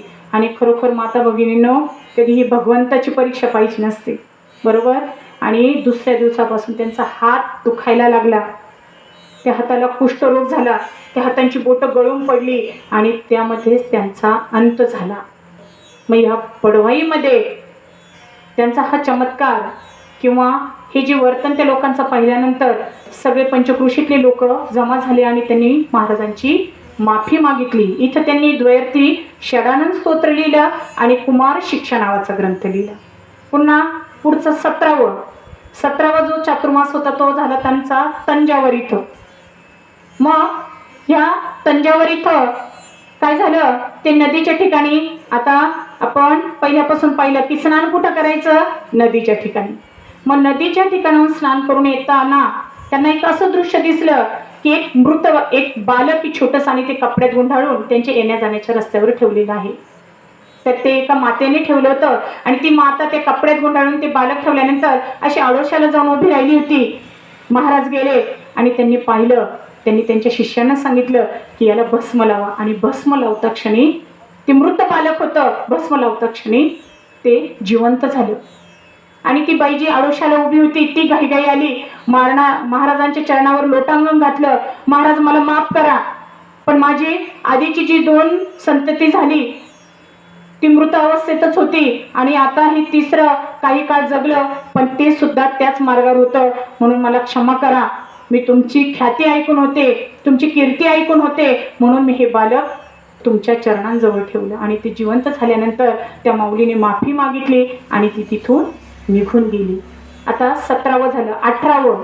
18वं जे चातुर्मास आहे मी प्रत्येक चातुर्मासातले थोडे प्रसंग सांगते कारण ऑलरेडी 7:30-8ला सुरुवात झाली ती मार्गदर्शनाला. त्याच्यामुळे थोडंसं 4-5 प्रसंग त्यातले एक प्रसंग तुम्हाला सांगते ना आपण पुढे जाणार आहोत. आता 18वा जो चातुर्मास आहे तो मुक्त्याला इथं झाला. आता हे मुक्त्याला जे ठिकाण आहे तामिळनाडू राज्य कृष्णा जिल्हा नंदीगड तालुका. आणि हे मुक्त्याल हे छोटंसं गाव आहे पण या गावामध्ये अगदी सगळी सुसंस्कृत लोकांची वस्ती होती. सगळे सुसंस्कृत ब्राह्मण राहत होते. त्यामुळं इथं टेंबे स्वामींना काहीही त्रास झाला नाही. उलट त्यांना इथं खूप सोपं गेलं. त्यांचं जे आचरण करायचं होतं ते अगदी सोपं गेलं कारण त्यांना 3 ते 5 घरची भिक्षा मागायची असायची आणि सगळेजण ब्राह्मण होते. त्यामुळे त्यांना इथं काहीही कशाचं काही वाटलं नाही. परंतु इथं त्यांनी काय केलं आपण पाहिलं की बडवाईमध्ये त्यांनी कुमार शिक्षा नावाचा ग्रंथ लिहिला होता. इथं स्त्री शिक्षा युवा शिक्षा आणि वृद्ध शिक्षा नावाचा त्यांनी ग्रंथ लिहिला. आणि त्यांचं जे ग्रंथ सामर्थ्य जर पाहिलं तर आपण सुद्धा चकित होतो. अगदी त्या काळामध्ये एवढं लेखन करणं अजिबात सोपं नाही. आणि जर तुम्ही त्यांचे ग्रंथसंपदा जर वाचन केली तर आपल्याला असं वाटतं की आपण इतक्या दिवस का वाचलं नाही हे ग्रंथ. तर त्यांनी इथं युवा शिक्षा वृद्ध शिक्षा आणि स्त्री शिक्षा नावाचे त्यांनी 3 ग्रंथ लिहिले. 3 ग्रंथ लिहिल्यानंतर त्यांचं जे पुढचं होतं राजमहिंद्री जवळ पिठापूर आहे. पिठापूर म्हणजे दत्तप्रभूंचा जो पहिला अवतार आहे श्रीपाद श्री वल्लभ महाराज त्यांचं हे जन्म ठिकाण. पण ते सुद्धा कोणाला माहिती नव्हतं. महाराजांनी तिथं दृष्टांत दिला की हे सुद्धा माझं जन्म ठिकाण आहे. हे सुद्धा तू सगळ्यांना सांग. मग टेंबे स्वामींनी तिथं श्रीपाद पादुका स्थापन केल्या. त्या पादुकांची पूजा अर्चा करायला लावली आणि आता जे मंदिर आहे त्याची स्थापना टेंबे स्वामींनी केलेली आहे. म्हणजे नृसिंह सरस्वतींचं जन्म ठिकाण, पिठापूरचं श्रीपाद श्री वल्लभ महाराजांचं जन्म ठिकाण हे सर्व त्यांनीच उजेडात आणले. आणि मग तिथून पुढं 18वा झाला, 19वा चातुर्मास त्यांचा पवनी इथं झाला. आता पवनी इथं सगळे पंचक्रोशीतले जे लोक होते ते सर्वजण प्रश्न विचारण्यासाठी येत, त्यांच्या प्रश्नांचं निरसन करत आणि निरसन केल्यानंतर जेव्हा जेव्हा ज्यांना त्यांना अनुभव यायचे पुन्हा तशीच गर्दी तिथं व्हायची. आणि इथं चातुर्मास झाल्यानंतर ते पुढं 20वा चातुर्मास त्यांचा हावनूर इथं झाला. हावनूर, आता हे हावनूर जे ठिकाण आहे ते सुद्धा त्या आंध्रमध्येच आहे. तर या हावनूरमध्ये एक गोपाल बुवा राजाध्यक्ष म्हणून होते आणि ते नेहमी महाराजांच्या बरोबर असायचे. तर तिथं थोडीशी रक्कम त्यांच्याकडे जास्त झालेली होती, परंतु आपल्याला माहिती आहे दत्तप्रभूंना अन्न संतर्पण खूप आवडतं, पंगत द्यायची. नेहमी माझे भक्त उपाशी राहायला नको. आपण जर श्रीपाद श्री वल्लभ महाराजांचं चरित्र पाहिलं तर ते पंचदेव पहाडमध्ये सुद्धा श्रीपाद श्री वल्लभ महाराज स्वतःच्या हाताने भक्तांना जीव घालायचे. आणि मग या गोपाल बुवा राजाध्यक्षांनी सुद्धा पंगत दिली आणि त्या पंक्तीमध्ये एक मूक मुलगा होता आणि महाराजांनी टेंबे स्वामी महाराजांनी त्याला मंत्र म्हणायला लावला की तू मंत्र म्हण बरं, श्लोक म्हण. पण त्याने हात वरे करून सांगितलं की मला बोलता येत नाही. महाराजांनी त्याच्या डोक्यावर हात ठेवला आणि माता भगिनींनो तो अगदी ते स्तोत्र मंत्र अगदी एखादा विद्वान असल्यासारखं तो बोलायला लागला. मग दुसऱ्या दिवशी ते पुन्हा गोकर्णकडे वळाले, जिथं महानंदेश्वर आणि नंदिकेश्वर नावाचं जे मधुकैटभ राक्षसांनी जे मंदिर स्थापन केलेले आहे त्या मंदिरामध्ये शिव भगवंताचं दर्शन घेतलं आणि ते गोकर्णकडून पुढं निघाले. म्हणजे 21वा चातुर्मास कुरगुड्डी म्हणजे आत्ताचं कुरवपूर. आता ही श्रीपाद श्री वल्लभांची कर्मभूमी नाही तर ही तपभूमी आहे. आणि हा जो प्रदेश आहे तो प्रदेश पूर्ण वाळवंटासारखा. त्या काळामध्ये पाऊस अजिबात पडत नसायचा. मग जेव्हा टेंबे स्वामी गेले त्यांनी ऋष्यशृंग नावाचा मंत्राचा जप केला आणि त्या जपामुळे सगळीकडं वृष्टी झाली, पाऊस पडला आणि सगळेजण आनंदात झाले. मग तिथं त्यांनी आपण जर पाहिलं तर कृष्णामाईचं मोठं पात्र आहे आणि पात्राच्या पलीकडं टेंबे स्वामींची गुहा आहे आणि तिथे एक मोठा भुजंग राहायचा, साप राहायचा. तर त्यांनी सांगितलं की बाबा रे, मी आता इथं चातुर्मासासाठी आलेलो आहे, तर तू इथं राहू नको. तू मला दर्शन दिले पण आता इतरांना सर्वसामान्य लोकांना तू त्रास देऊ नको, तर तू वटवृक्षावर जा. आणि खरोखर जे साधक आहेत त्या साधकांना अजूनही त्या भुजंगाचं दर्शन होतं. तर त्या गुहेमध्ये त्यांनी तिथं उपासना केली. तिथले 1-2 प्रसंग सांगायचे झाले तर एक दिवस काय झालं, आसपासच्या भागामध्ये ते भिक्षा मागण्यासाठी गेले आणि त्यांची झोळी असायची आणि त्या झोळीमध्ये 2-3 घरची भिक्षा आणली आणि आणल्यानंतर सर्वजण त्यांची वाट पाहत होते की ते आल्याशिवाय जेवण करत नसायचे. आणि महाराजांनी भिक्षा काढण्यासाठी जेव्हा हातमध्ये घातला झोळीमध्ये तर तेव्हा एक काळा कभिन्न विंचू त्यांना कडकडून चावला आणि ते मोठ्याने ओरडले. आता सर्वसामान्यांच्या मनामध्ये प्रश्नच येतो की एवढा मोठा योगी साधू संन्यासी का चावला असेल बा.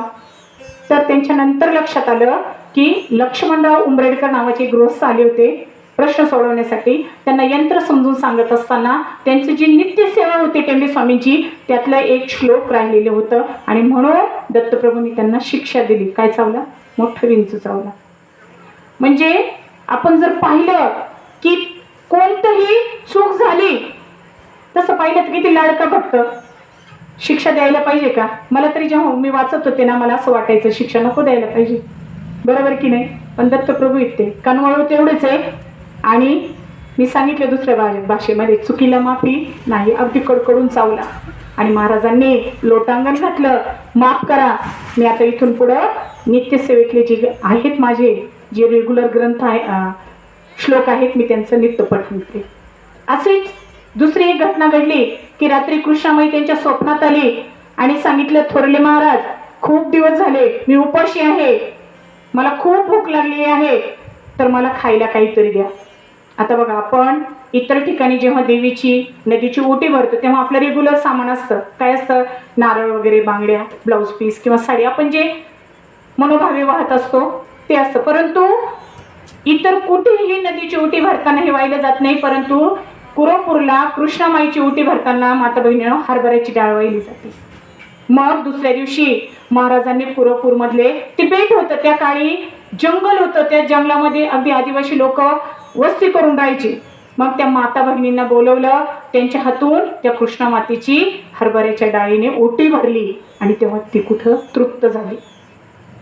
तिसऱ्या दिवशी एक कोल्हापूरचे शेषो कारदेकर म्हणून होते, त्यांना संतती नव्हती. ते आले महाराजांकडं आणि थोडंसं कर्ज पण झालं होतं. महाराज, आता मी आता काय केलं पाहिजे? अतिशय त्यांचे अंतरंग शिष्य, तर त्यांनी एक स्तोत्र लिहून दिलं, घोर कष्टोद्धरण स्तोत्र. तर त्यांनी ते स्तोत्र लिहून दिलं आणि याचं 21 वेळा किंवा दिवसातून तुला जेवढं होता येईल तेव्हा त्याची आवर्तन कर. आणि खरोखर काही दिवसांनी त्यांना संतान प्राप्ती झाली आणि त्यांचं जे कर्ज होतं ते सुद्धा मिटलं. मग जेव्हा ते कोल्हापूरहून पुन्हा कुरोपूरला आले तेव्हा त्यांनी सांगितलं की माझी जी इच्छा होती ती पूर्ण झाली, परंतु हे जे स्तोत्र आहे जगाच्या कल्याणासाठी ते पुन्हा आलं पाहिजे किंवा लोकांसाठी ते तुम्ही लिहावं. आणि मग ते तुम्ही कदाचित ते वाचलं सुद्धा असेल. श्रीपाद श्रीवल्लभ तुम सदैव, श्री दत्ता स्मान पाहि देवादिदेव, भावग्राह्य क्लेशहारी सुकृते, घोरात कष्टा उद्धारा स्मान नमस्ते. असे त्याच्यामध्ये 5 श्लोक आहे, पण अतिशय सुंदर आहे. भावग्राह्य म्हणजे तुम्ही ज्या भावाने, ज्या श्रद्धेने ते स्तोत्र म्हणणार आहे ती इच्छा तुमची पूर्ण होणार आहे. अतिशय सुंदर हे स्तोत्र आहे. मग ही घोर कष्टोद्धरण स्तोत्र त्यांनी इथंच लिहिलं. त्याच्यानंतर दुसरं जे स्तोत्र आहे बालाशी स्तोत्र, म्हणजे ह्या स्तोत्राचा महिमा असा आहे माता भगिनींनो, आणि हे आत्ताच्या वर्तमान काळामध्ये अतिशय उपयोगी आहे. आपल्या भरपूर माता भगिनींची मुलं जे आहेत ते बाहेर शिकण्यासाठी आहे, आणि आत्ताचा काळ असा आहे की बाहेर गेल्यानंतर आपल्याला असं वाटतं आपल्या मुलांनी सेवा केली पाहिजे, पण त्यांची संगत गुण, त्यांचं सोबत काय असेल, आपल्या माता भगिनी कायम चिंतेत असतात. आणि त्यांच्यासाठी हे बालाशी स्तोत्र आहे. अगदी 3 ते 4 ओव्यांचं आहे.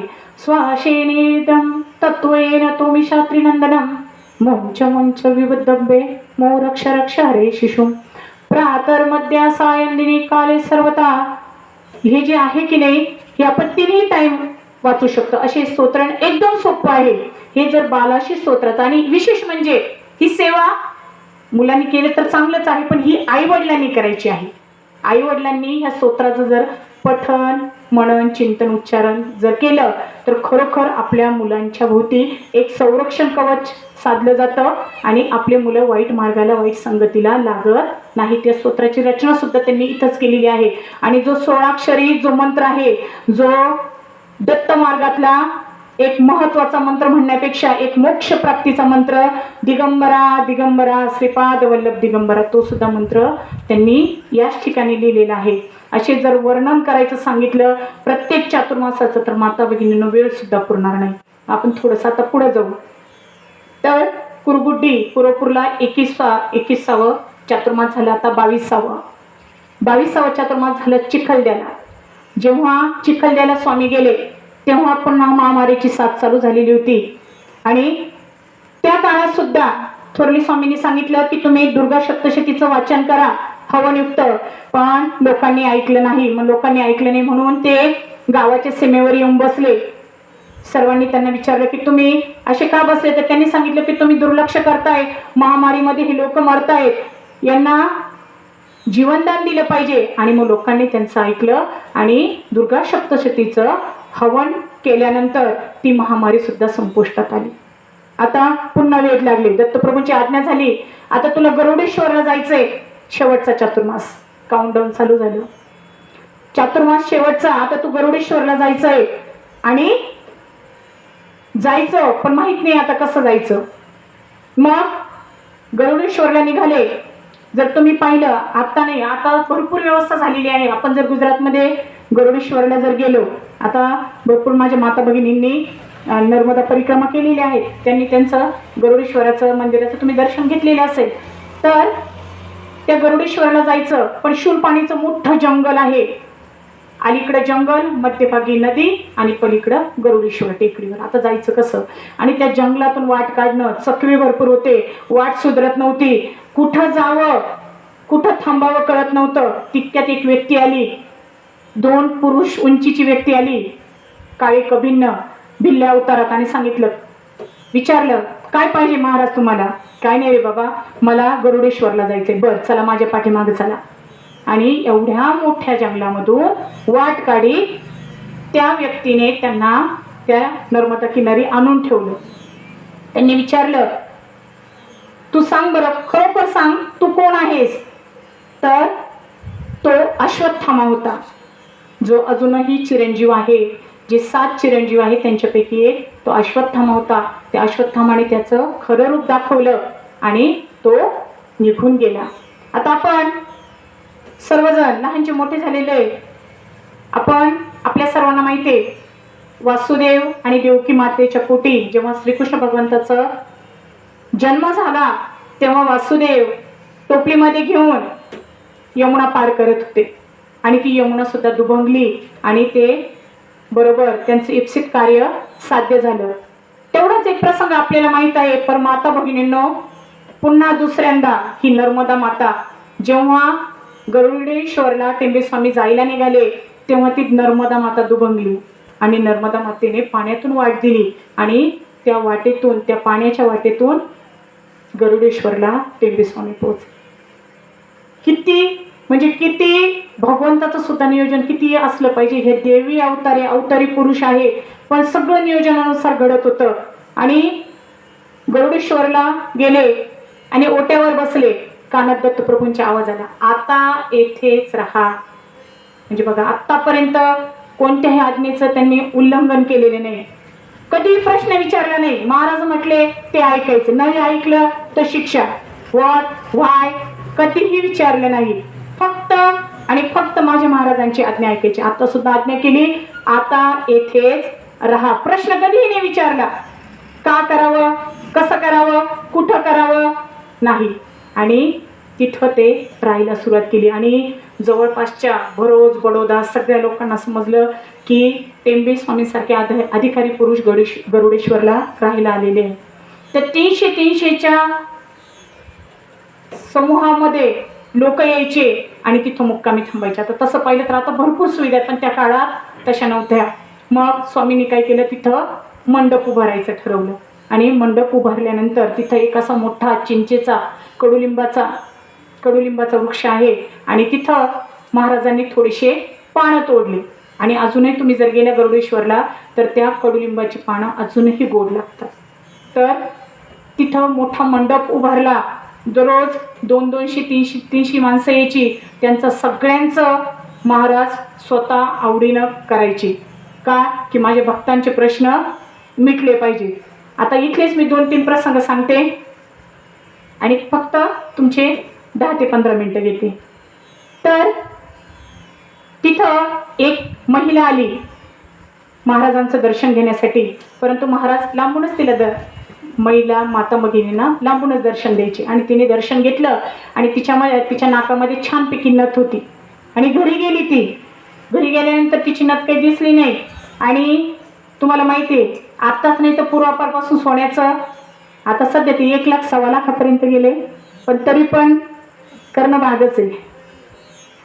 तर तिचं जी सोन्याची नथ होती ती हरवली. ती पुन्हा आली महाराजांकडं. महाराज, मी जेव्हा तुमचं दर्शन घेतलं तेव्हा सोन्याची नथ माझी नाकात होती आणि तुम्ही मला हे नारळ दिलं, मी ते घेऊन गेले ना, आता नथ नाही. महाराजांनी सांगितलं, असं कर, हे नारळ फोड. आणि खरोखर नारळ फोडल्यानंतर त्या नारळामध्ये त्या महिलेची सोन्याची नथ सापडली. तिला खूप आनंद झाला.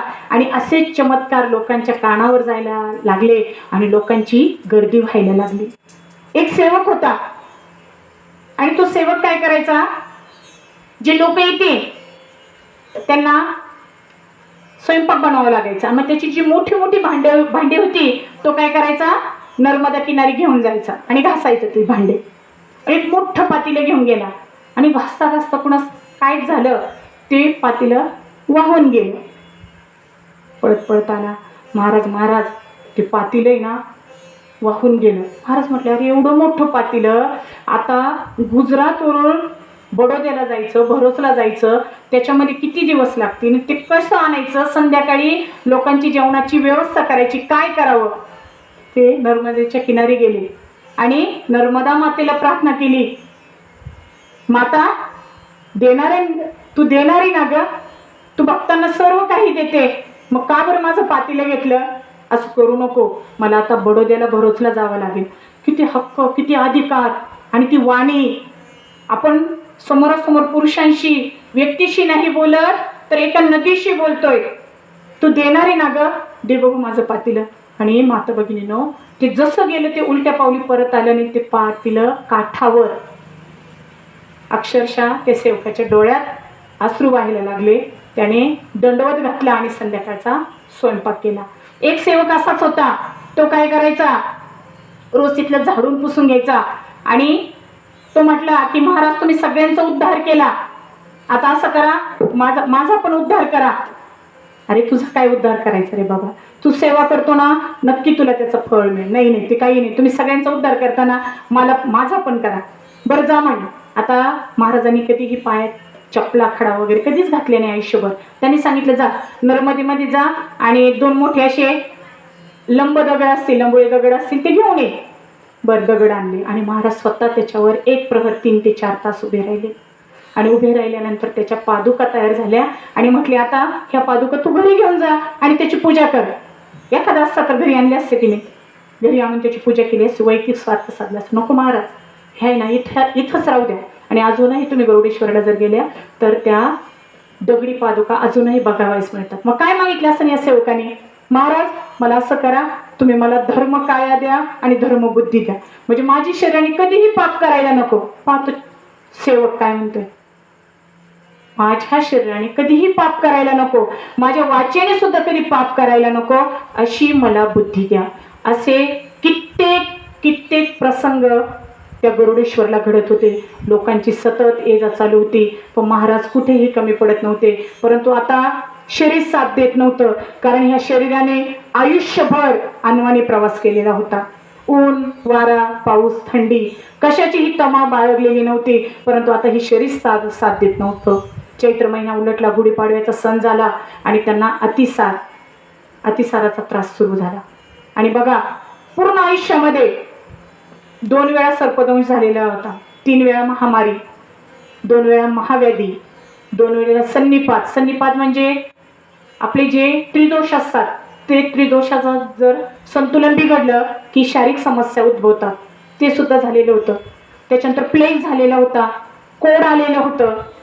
त्याच्यानंतर महामारीने तर व्याधी झालीच होती, परंतु त्यांना लहानपणापासून संग्रहणी म्हणजे मूळव्याध सारखा तो सुद्धा आजार जडलेला होता. आणि जसजसं वय वाढत चाललं तससा तो आजार आणखी बळावत चाललेला होता.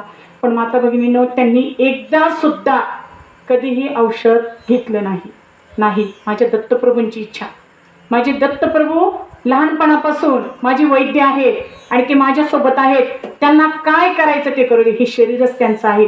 त्यांनी कधीही औषध घेतलं नाही, परंतु जसजसे दिवस पुढे जात होते तसतसा आणखी त्रास वाढत होता. त्यांना आता जागेवरून उठणं सुद्धा शक्य होत नव्हतं. इकडं त्यांचे पट्टशिष्य होते नृसिंह स्वामी दीक्षित नावाचे. त्यांनी सर्व ब्राह्मणांशी चर्चा केली आणि त्यांनी ठरवलं की दत्तप्रभूंच्या ज्या मनोहर पादुका आहे, त्या मनोहर पादुकांना ते सकाळी औषध ठेवायचे त्या पादुकांजवळ, आणि ते औषध कोल्हापूर कुठं आणि गुजरात कुठं, तिथं ते महाराजांना ते औषध द्यायला जायचे. सकाळी संततधार रुद्र आवर्तनं केली, पवमान सुक्ताची आवर्तनं केली, फक्त आणि फक्त माझ्या महाराजांना बरं वाटलं पाहिजे. आणि महिनाभर ती औषधं देत राहिले, ते सुक्ताचं अभिषेकाचं जल देत राहिले. आणि महाराजांनी सांगितलं, आता हा माझा पट्टीचा शिष्य, किती तयारीचा शिष्य आहे, पण त्याला सांगा माझ्या दत्तप्रभूंना आता त्रास नको देऊ. आषाढ ज्येष्ठ महिना चालू होता आणि ज्येष्ठ महिना चालू असताना बाहेर पाऊस आणि आतमध्ये सुद्धा संततधार, माझ्या दत्तप्रभूंना त्रास होईल, त्यांना म्हणा आता थांबवा. आणि स्वामी महाराजांची, नृसिंह सरस्वती स्वामी महाराजांची जी छाती होती ती जवळ घेऊन ते रडायला लागली. कारण आता हा देह जो आहे तो काळाचा आहे, आता याच्यावर माझी सत्ता नाही. मग ज्येष्ठ अष्टमी आली. ज्येष्ठ अष्टमी आल्यानंतर अगदी असं वाटलं की आता महाराज जाणार. व महाराजांनी ते यमाला निक्षून सांगितलं की मी आनंद संवत्सरामध्ये जन्माला आलेलो आहे. एकूण संवत्सर आहे 60 आणि एक संवत्सर 60 वर्षांनी येतं. मी आनंद संवत्सरामध्ये जन्माला आलेलो आहे आणि आनंद संवत्सरामध्येच मी माझी समाधी घेणार आहे. ज्येष्ठ अष्टमी आली. यमाला सुद्धा निक्षून सांगितलं मला जायचं नाही. थोडंसं पुढं पुढं चालत राहिले. सर्वजण पंचक्रोशीतले होते. गोळवणी महाराज असतील, त्यांची जे शिष्यमंडळी असतील ते सर्व सेवा करण्यासाठी आले. आणि आता जे त्यांचं जे कर्म होतं 3 वेळेला आंघोळ करायचे. आपल्या कर्मामध्ये आचरणामध्ये त्यांनी कधीही कुठंही कमी पडू दिलं नाही. उठता येणं बसता येणं. मग त्यांच्या शिष्यांनी काय केलं, तिथं कुटी बांधली, नर्मदेचं पाणी आणायचे आणि तिथंच त्यांना आंघोळ घालायचे. पण असं झालं, अष्टमी झाली. त्रयोदशीला, ज्येष्ठ त्रयोदशीला सर्वांना बोलवलं. जेवढे जेवढे भक्त मंडळी आहे त्यांना बोलवलं. आणि आपण सुखी काय आहोत माहिती आहे का माता भगिनींनो? आपल्याला माहित नाही की आपला समय कधी, मृत्यू समय गतिका कधी, म्हणून आपण सुखी. पण असं मरणाच्या आधी आपण सांगून जाऊ का आपले ते शब्द तरी बोलवतील का? सगळ्यांना बोलवलं. निर्वाणीचं बोलायला लागले की आता मला जायचं आहे. हे शरीर हे काळाचं आहे. मग कुणी काय करायचं, मी गेल्यानंतर माझा देह जो आहे तो पाण्यात टाकायचा. तो म्हणजे बघा विभूती अशा असतात, संत असे असतात की जिवंतपणी आपण समाजाचा उपयोगी पडलो, परंतु मरणानंतर सुद्धा उपयोगी पडायलाच पाहिजे. माझं जे शरीर आहे ते शरीर सुद्धा मासे खातील. त्याच्यानंतर तिथल्या पूजा अर्चा कशा करायच्या हे सुद्धा त्यांनी सांगितलं. बोलता येत नव्हतं पण तरीही अगदी अट्टहासाने प्रत्येकाला मंत्र स्तोत्राचं जप किती करायचा, पठण किती करायचं ते सांगितलं. की जेवढ्या मंत्रामध्ये जेवढी अक्षर आहेत तेवढा कोटी जप केला पाहिजे. त्रयोदशी संपली, चतुर्दशी संपली. त्यांनी मंत्रसिद्धीचा कधीही वापर केला नाही. सगळ्या योग सिद्धी अवगत होत्या, मंत्रसिद्धी अवगत होत्या, पण स्वतःसाठी कधीही त्यांनी वापर केला नाही. पण पहिली आणि शेवटची वेळ होती. ज्येष्ठ अमावस्या उजाडली आणि सर्वजण आंघोळीसाठी त्यांना पाणी काढत होते. आणि त्या मंत्रसिद्धीचा योगसिद्धीचा वापर करून अगदी ते छानपैकी आंघोळ वगैरे करून कपाळाला भस्म सुद्धा लावलेला होता. बसलेले होते सगळेजण, अवाक राहिले. त्यांना सांगितलं की मी हा आता पहिला आणि शेवटचाच वापर करतोय, आता परत याच्यानंतर करणार नाही. आणि कोणीतरी सांगितलं की अमावस्या संपली, आनंद संवत्सर चैत्रापासून लागलेलं होतं, उत्तरायण लागलेलं होतं, पण आषाढ शुद्ध प्रतिपदेलाच मला जायचं आहे. आणि मग जेरी गुरुजींना जवळ बोलवलं आणि सांगितलं की काय होतंय, माझे जे प्राण आहेत ना ते टाळूपर्यंत येत नाही, ब्रह्मरंध्रापर्यंत येत नाही. दत्तप्रभू माझी का परीक्षा बघताय तुम्ही, मला जायचंय. आणि सर्वांना बोलावून घेतलं. जे ब्रह्मानंद तीर्थ होते त्यांचे समवयस्क संन्यासी होते, त्यांना गीतेचा अध्याय वाचायला लावला. सगळीकडे मंत्र स्तोत्राचा जप चालू होता. आणि अशा अवस्थेमध्ये सुद्धा ते बसलेले होते. आणि सांगितलं की अमावस्या संपली, आषाढ शुद्ध प्रतिपदा लागली. त्यांना सांगितलं शिष्यांना मला उठून बसवा. आणि बसवल्यानंतर दत्तप्रभूचं असं मंदिर आहे, समोर मूर्ती होती.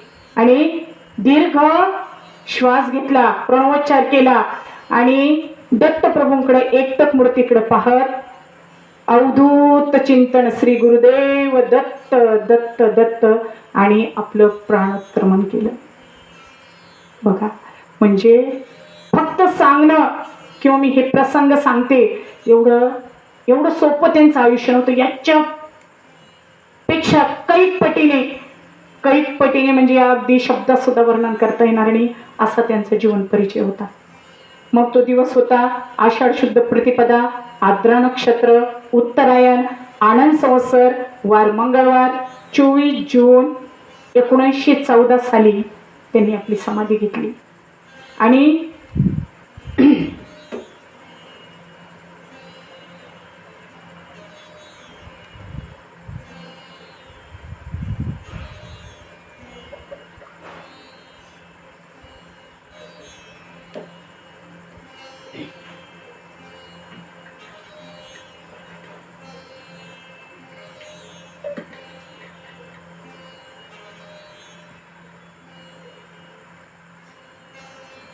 आद्य शंकराचार्यानंतर एवढी विपुल ग्रंथ संपदा जर कोणी केली असेल तर ती फक्त आणि फक्त टेंबे स्वामींनी केलेली आहे. आणि हे जे स्तोत्र आहे, दत्त महात्म्य असेल, दत्त पुराण असेल, हे जे मी तुम्हाला जेवढे जेवढे स्तोत्र मंत्र ग्रंथ हे जेवढं जेवढं मी तुम्हाला सांगितलं ते फक्त आणि फक्त वामन दत्तात्रय गुळवणी महाराज जे शक्तिपाताचे महामेरू आहेत त्यांच्यामुळे ते आपल्यापर्यंत पोहोचलेलं आहे. आणि एवढी ग्रंथ संपदा आत्तापर्यंत तरी कोणीही केलेली नाही. आणि आज आपण ही जे गुरुचरित्र वाचतोय, द्विसहस्री गुरुचरित्र वाचतोय, सप्तशती गुरुचरित्र वाचतोय, ही त्यांची देण आहे. ते भगवंतापासून ते आपल्यापर्यंत आलेलं आहे. त्यामुळे त्याच्यामध्ये किती मंत्र सामर्थ्य असलं पाहिजे माता भगिनी. आणि शेवटी ही जी महात्म्य असतात, ही जी संत असतात ती फक्त दुसऱ्यांच्या साठी जगत असतात. आणि एवढा मोठा आविष्कार, एवढं मोठं कार्य मला नाही वाटत दुसरं कोणी केलेलं असेल. आणि विशेष म्हणजे आपण जसं म्हणतो की स्वामी महाराज, श्रीपाद श्रीवल्लभ महाराज असतील, नृसिंह सरस्वती स्वामी महाराज असतील किंवा स्वामी समर्थ महाराज असतील, हे तत्व कुठेही गेलेलं नाही. तसंच आता फक्त त्यांचे 2 प्रसंग मी सांगते. 1914 साली 24 जून 1914 साली त्यांनी समाधी घेतली. आणि त्यांचे अंतरंग शिष्य ब्रह्मानंद सरस्वती नाना महाराज तराणेकर, तर त्यांचा जर एक अनुभव मी वाचला की 1970 साली नाना महाराज तराणेकरांनी स्वतःची तुला केलेली होती, धान्य तुला. एका ठिकाणी धान्य ठेवलं आणि एका ठिकाणी स्वतःला बसवलं आणि त्यांचा फोटो काढण्यात आला. तर 1970 साली थोडंसं तंत्रज्ञान विकसित झालं होतं, इतकं काही नाही, परंतु ब्लॅक अँड व्हाईट फोटो यायचे. अजूनही आपल्या काही माता भगिनींच्या घरामध्ये ब्लॅक अँड व्हाईट फोटो असतील. आणि मग तो जेव्हा ती तुला करताना फोटो काढला तर त्या फोटोमध्ये जेव्हा नंतर बघितलं तर नाना महाराज तराणेकरांच्या पाठीमागं टेंबे स्वामी उभे आहेत. आणि ते टेंबे स्वामी उभे आहेत. आणि जेव्हा त्यांना विचारलं की त्यांनी 1914 साली समाधी घेतली, आता आहे 1970, हे कसं झालं, तर त्यांनी सांगितलं की माझ्या गुरूंना भेटण्यासाठी मला समाधी अवस्थेत जावं लागलं. आता माझं मार्गदर्शन झालं की वाटलंच मी तुम्हाला तो फोटो आपल्या ग्रुपवर पाठवते, तुम्ही जर फोटो तो झूम करून पहा. म्हणजे अजूनही ते कुठेही गेलेले नाही. आणि आत्ताचा अगदी अनुभव असेल खूपच 10 ते 20 वर्षापूर्वीचा, तर तिथं बांधकाम चालू होतं गरुडेश्वराच्या सभामंडपाचं. आणि त्या सभामंडपामध्ये जे कारागीर होते ते बाहेरचे आलेले असतात, UP-MP आलेले असतात. तर त्यांना त्याच्याशी म्हणजे बांधकाम करतात, पण ते असे व्यावहारिक असतात, ते आपल्यासारखे असे इमोशनल अटॅच नसतात. तर तो जो व्यक्ती होता, तो सद्गृहस्थ जो होता, तर तो बांधकाम अगदी मनापासून करायचा. आणि एक दिवस काय झालं, त्याला बांधकाम करत असताना काहीतरी पायाला लागलं. पायाला लागल्यानंतर दवाखान्यात गेला आणि गेल्यानंतर डॉक्टरने सांगितलं की आता तुझी ही जखम खूप वाढलेली आहे, तू जर पाण्यात वगैरे काम करशील तर काय होईल, ही जखम वाढली तर तुला पाय सुद्धा गमावं लागेल, तू महिनाभर 2 महिने काम करायचं नाही. आता त्याला असं वाटलं की मी तर पैसे घेऊन बसलेले किंवा मला हे काम करायचं, आणि खूप प्रामाणिक, अतिशय प्रामाणिक, हे तर